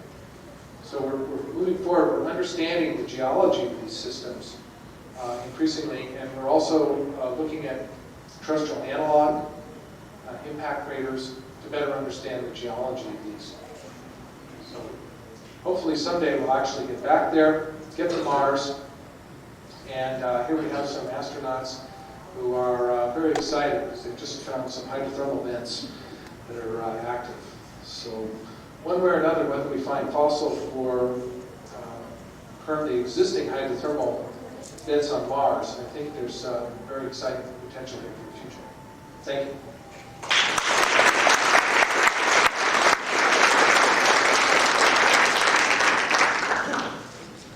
Okay. Questions? Yes? You mentioned about fossils in limestone. Doesn't limestone on Earth always survive life? Not necessarily. You can get inorganic carbonates.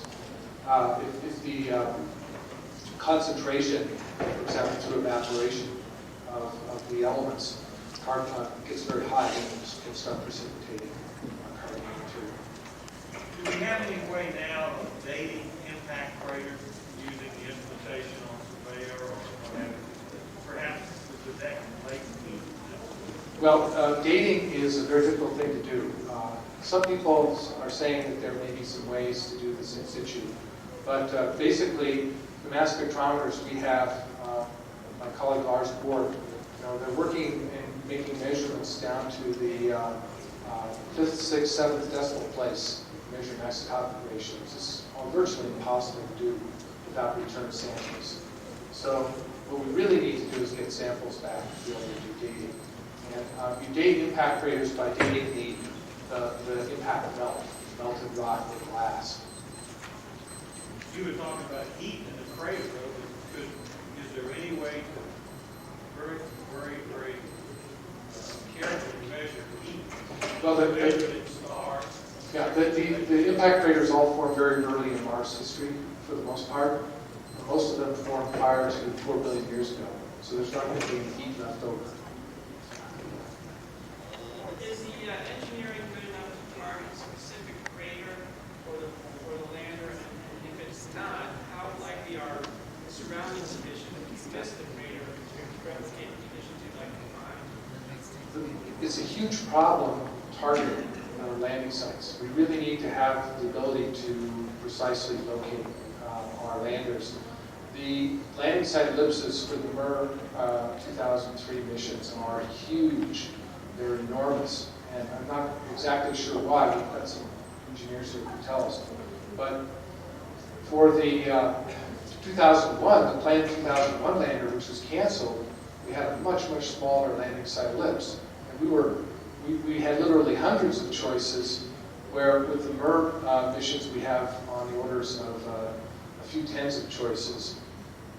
We're incredibly constrained, and when you couple the landing site ellipse in with the altitude constraints, we went up with a very narrow range of possible landing sites that Larry showed you earlier.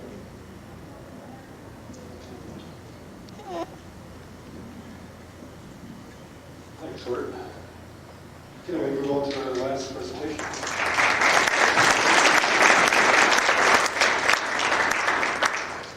Next presentation is by Rex Carnes. Evidence for presently available water on the surface of Mars. Just to give you a brief overview, Rex basically graduated with a degree in engineering physics at the University of Missouri at Rolla. He spent about 20 years in the field of thin film optical coatings for nearly all parts of the optical spectrum. And basically his interest in astronomy and electronic imaging led to the discoveries that he's going to talk about in this paper this afternoon. I'm going to show you some things that are not supposed to be there if you listen to the consensus. If you have a light down just a little bit, I'd like to still be able to make out these as a point of security myself.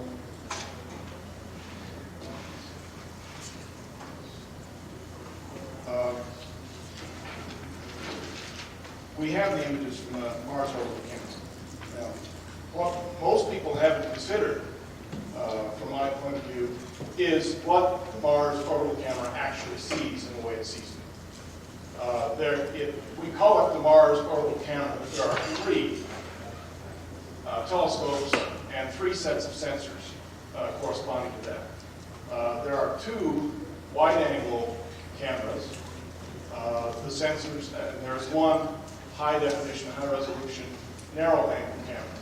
Now, one of the wide-angle cameras only passes light between 573 and 625 nanometers. And in common terms, which everybody should understand, that's yellow through orange. The other wide-angle camera is equipped with a filter passing only light between 400 and 500 nanometers. That's blue through green. Now, if you look at the data, it looks black and white. It looks grayscale.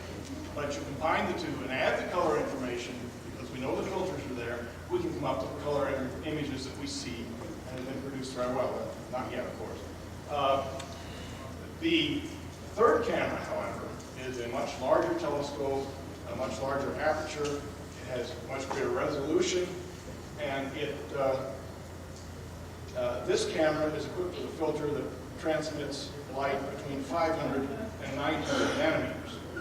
Now, that includes basically the green through the longer wavelength visible, and then 200 nanometers further into the infrared, which your eye cannot normally sense.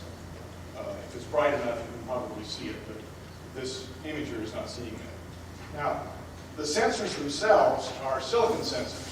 They're linear arrays. They're not CCGs. They're not two-dimensional arrays of things. They're basically one-dimensional array sensors. And the way they collect their images is by passing in orbit across the Martian surface, and then by electronically gating these sensors, we build line after line after line of this image. And if you gate these things the right way, you can get nominally square pixels, and the ultimate resolution of the high-definition camera is about 1.41 meters, theoretically, according to Mallin's paper. Now, what we have to be careful of is that these are silicon sensors. if you look at the silicon response curve, I don't have a shot of that right now. It will be in the proceedings. It is in the proceedings article. But if you look at the silicon sensor, the silicon response curve is very, it shows great sensitivity, great photocurrent out in the infrared, much more than in the visible.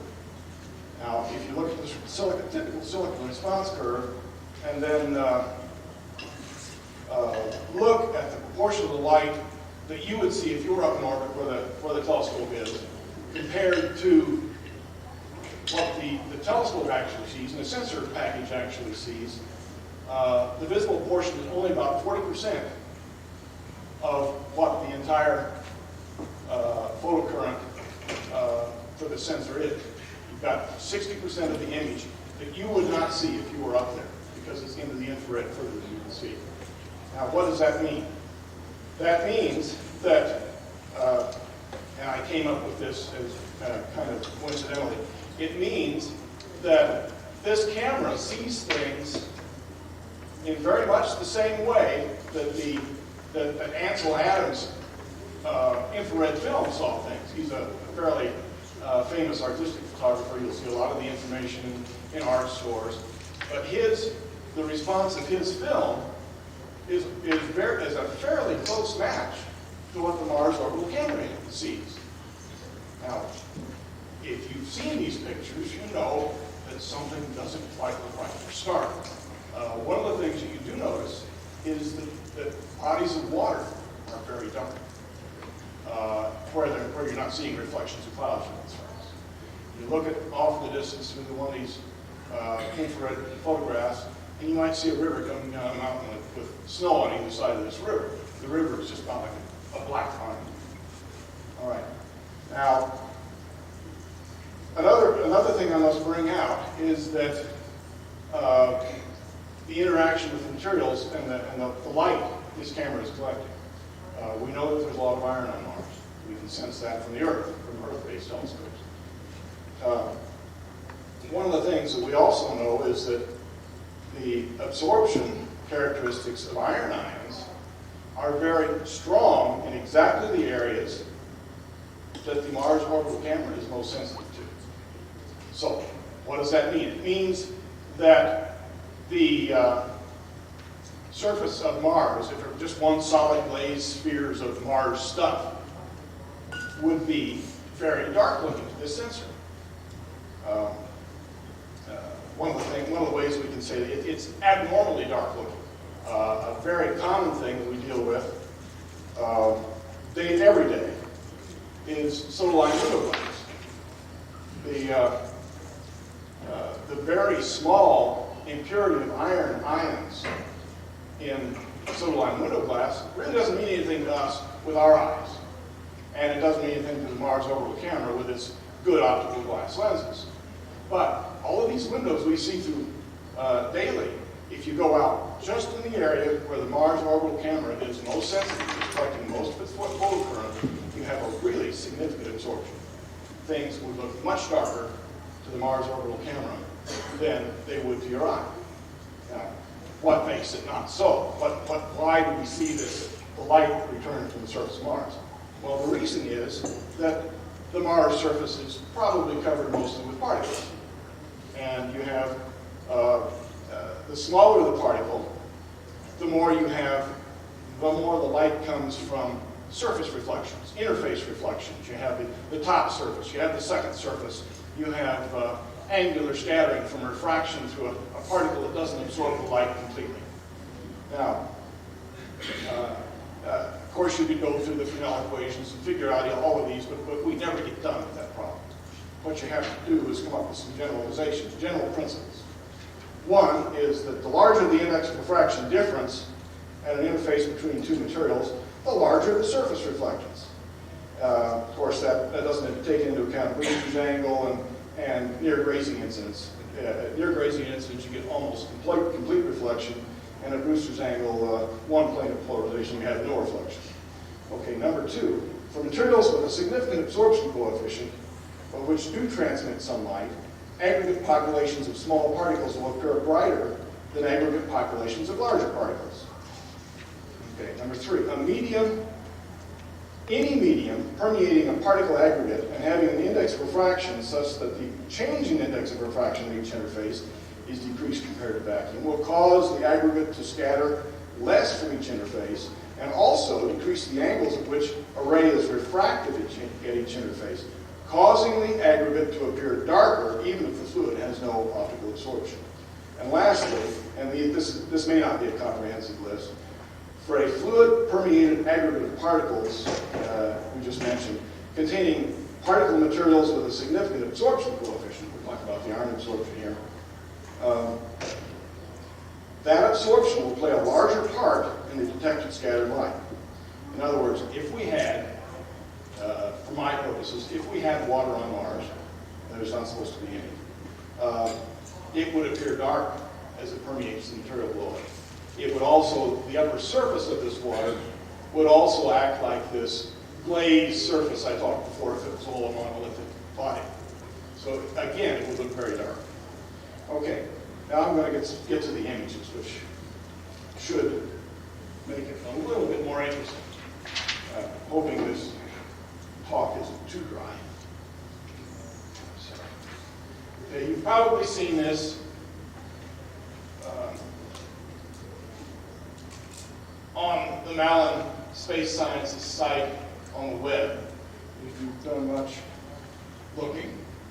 Now, the subject, the caption of this, describes these streaks here as new dark streaks on the surface of Mars. There's one there, and there's one there, and there's some others. There's not one that's not completely, doesn't show very well in this image. There are some other small ones around here. Again, if you have a good high-resolution monitor and good seeing conditions, you can see these well. Now, this is an anaglyph. What it means is that it's made up of 2 images. One was taken during the aerobraking orbital insertion part of the camera coming to Mars, and the other one was taken a Martian year later. These, the idea was to look at these through the red-green 3D glasses to be able to see a 3-dimensional view, since we're taking at different angles, different positions.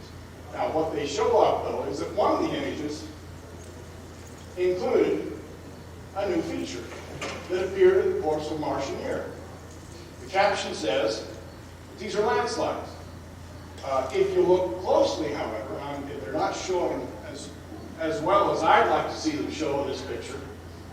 You can follow these things up, and there's a meandering path that can be traced out before it gets to this point. There are others over here. There's a kind of a path going up in there. Way up, meandering quite well. Now, if you look at the other end, okay, this is supposedly where the thing ends, but if you look at the other end, again, you see this meandering path, probably with other contributors coming down from this way that you don't totally resolve. You can see these paths going across here. As the slope gets less, the path is no longer semi-straight down this slope. Now, this is not, I think you would all agree that there's no reason for solid particles to move in concert across a level portion of the ground, leap over the edge, slide down the slope, causing other particles to be in a landslide, and then at the end, move, here's the best one actually, move in concert in the meandering path. There's simply no reason for that to happen, unless they happen to be entrained in a liquid carrier. Is there anything else in this image that's interesting that would indicate that there's water here? Well, I was very puzzled by these features. I set this thing up, oriented in this direction, and put it on as the background of my personal computer. And I thought, that's a great picture of Mars. But there was something wrong. After I saw these meandering paths, I began to look a little further, but was puzzled by these things. These things shouldn't be there. Whatever caused this crater, it's a large crater, this is the upper edge of it, it extends fairly widely here. It's not as large as some of the craters talked about before. But whatever caused that impact crater would have blown away anything that was convex into the crater. The force would have simply removed it. There's enough energy.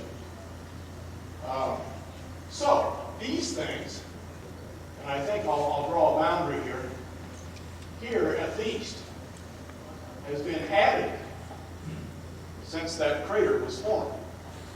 Now, it doesn't tell how long it took. It doesn't say how long it took to add. But now, what are these things? What is this stuff?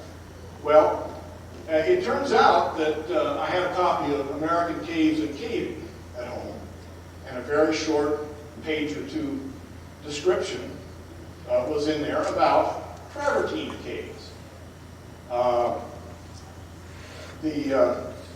They're not typically extremely large, but they're very interesting. Travertine itself is a water-deposited mineral, generally from hot springs on Earth. I just happened to it was illustrated by a picture of a structure, an area here in New Mexico called Sitting Bull's Falls. It's not very often visited, I think, but it's somewhat north and east of Carlsbad on the edge of the Lincoln National Forest. Okay. I couldn't show you the picture out of that book, of course, because it's copyrighted. But here's a contemporary picture. Did a search on this on the internet, found somebody that referred to Sitting Bull's Falls, and that they had made a trip there. I contacted that person. I looked at the website. I contacted the person, found out that they were an amateur photographer. I asked them if they had taken any pictures on their trip. It turns out that this person had. It's the name of the individuals. There were two young ladies, actually, that lived in the same house. Melody Ratanapote and I'm sorry, it's the last name is Lett. The first name is Josephine Lett. They both had sets of pictures from separate trips. One had taken pictures on a rainy day, and the other one had taken pictures on a cloudy day. Josephine had to go home to get the pictures, scan them in. They both scanned the pictures in, sent them to me by email because I'd asked them for JPEGs of this sort of thing. Now, what we see here, I think, are these canopies. There's one boundary of another one here. You see another boundary here. You see these boundaries here of other canopies. They're kind of shell-shaped and quite often overhang and hollow underneath. You'll see even some very small tendencies to form canopies down here. The other thing I might point out in this picture is this dark streak running down this stony slope. That, in a later picture, was very washed out and hardly there at all. This was one of the rainy day pictures. Now, probably what's causing it to be especially dark is cyanobacteria here on Earth. But, and I'm not invoking that for Mars, but I'm also not eliminating it. Anyway, these canopies, typical form, you can see the water flowing down over here, just a little trickle, not very much. This little portion here that is actually water dripping down off the edge. And as it cascades, it forms these canopies all at once. So I think a lot of the layering on Mars is actually formed in this way. So you may not have a geological history here. They may all be formed simultaneously. You'll see some of I call them travertine, the layered pictures in the National Geographic fold-out spread you may have seen. I think it's a classic example of travertine formation. And it doesn't take very long for this stuff to form. They've dated beneath travertine deposits, as in Yellowstone Park, and it's only been about 10,000 years since they started forming. They're 90 feet thick. All right. And again, these things generally teem with cyanobacteria. They're typically hot springs, water, they've got stone, and have everything needed to form a nice place for cyanobacteria. Some people call them blue-green algae. They're algae, but they're actually cyanobacteria. All right, there's one example. I believe I'll show briefly this other one to see that if you're looking from an overhead view, let's get this right. These shapes could obviously be those canopies. You see the large ones, and then you see small ones, small satellite ones forming on the edge. And you can follow. Here's an old street path. And again, you can follow this meandering path through here. All right, so I'm maintaining that we are actually seeing liquid water on the surface of Mars from this photograph. Now, is there anything else?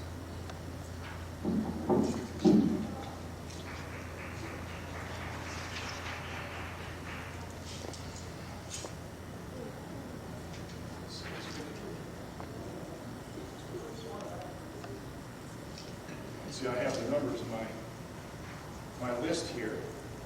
This is an image that I've selected out of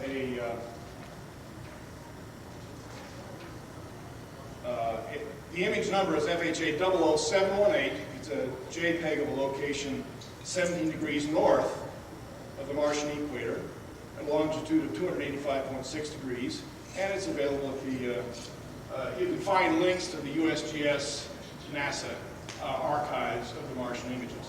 This is one of those. You pick them out from the Martian surface.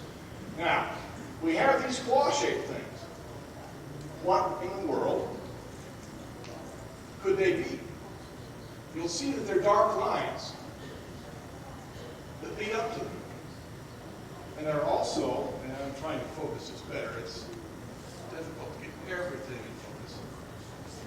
You'll see that they're dark lines coming from their tips. This one in particular has a dark line coming from the original image on your monitor. If you have a nice high resolution, it'll show it up very well. You can increase the contrast a little bit and show it up even further. I maintain that these are drip lines. And these are ice structures.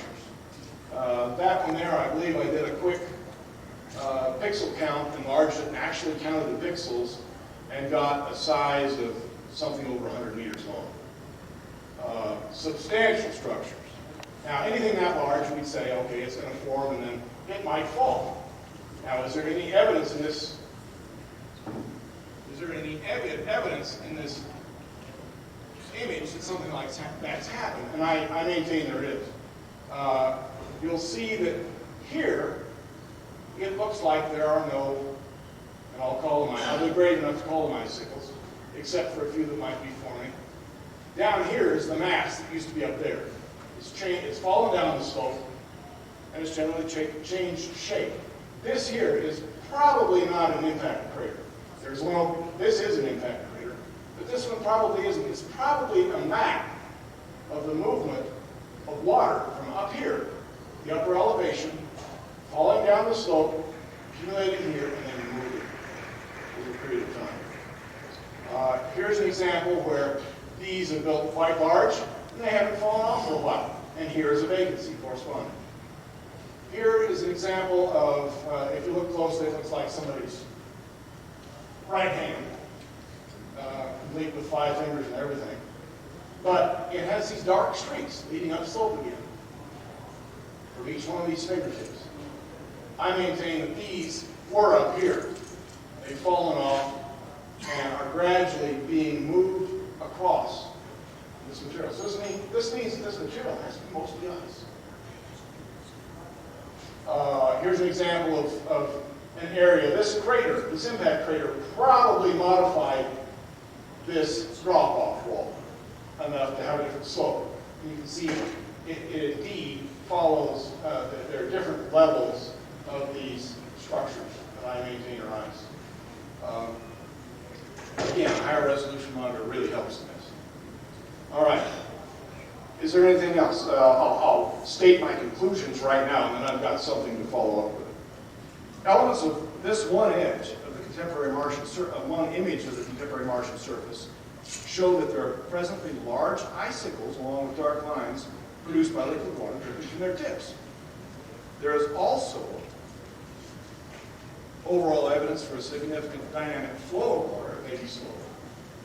from one area to another on the surface at the time the image was gathered.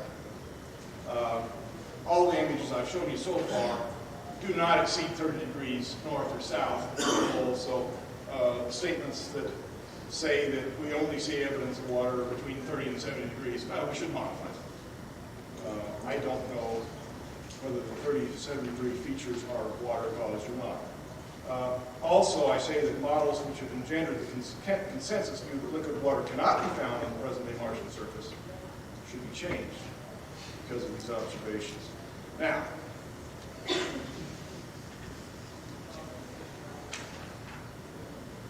this is a picture from inside one of the craters. Now, as I told you before, if we're going to see open water, it will look dark to the Mars orbital camera. It will look like dark. The captions that go along with this say that this is a dune field, and quite often you'll see mentions of dark dunes. Yes, there are some dark dunes. I've seen them. This one, however, has what appears to be a shore line. There's another area down here. I've just selected parts of this image. If we were looking at cracking pattern in this and some others I had to show you, it would look like the surface of Europa, which is supposed to have a water ice surface with cracks in it. This one has a few more craters shown. If you'll follow these lines around, it doesn't take much to convince a person that these are all on the same, the shoreline is all on the same level. Now, what is this modeling?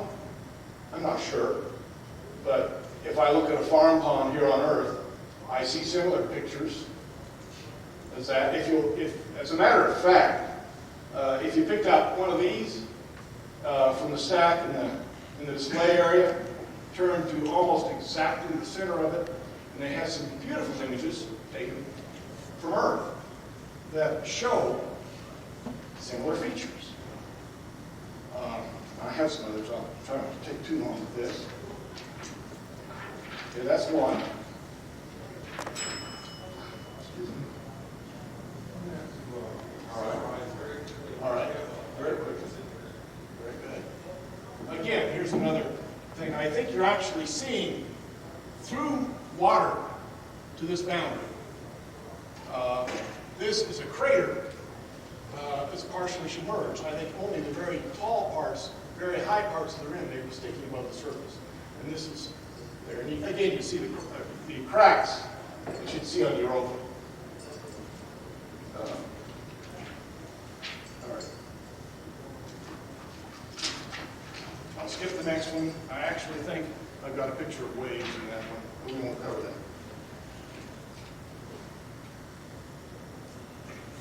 All right. This is all from the same crater.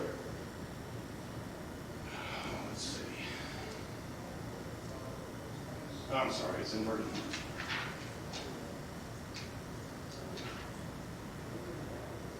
Okay. This, to all intents and purposes, looks like an ice flow. This is about the width of the Niagara River on the American side that I can see easily from the observation point, right here. It's obviously going down slope. There's another path for it over here. This is going down slope. You see these things that are almost always perpendicular to the flow direction if there were liquid water here. I think they're ice crystals myself. Snow, ice, frost, whatever. Okay. Here, this is flowed down. The dark stuff I maintain is water. It may be brackish. I believe the water coming down here is more fresh, less salt, and that actually this is not rock, but an iceberg.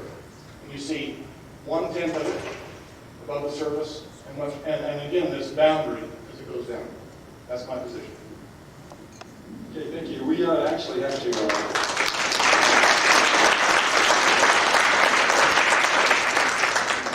We actually have to get out of here real quickly. We're being pressured to move out so that they can start setting up a banquet. So if you have any questions, you might see the speaker outside the doors.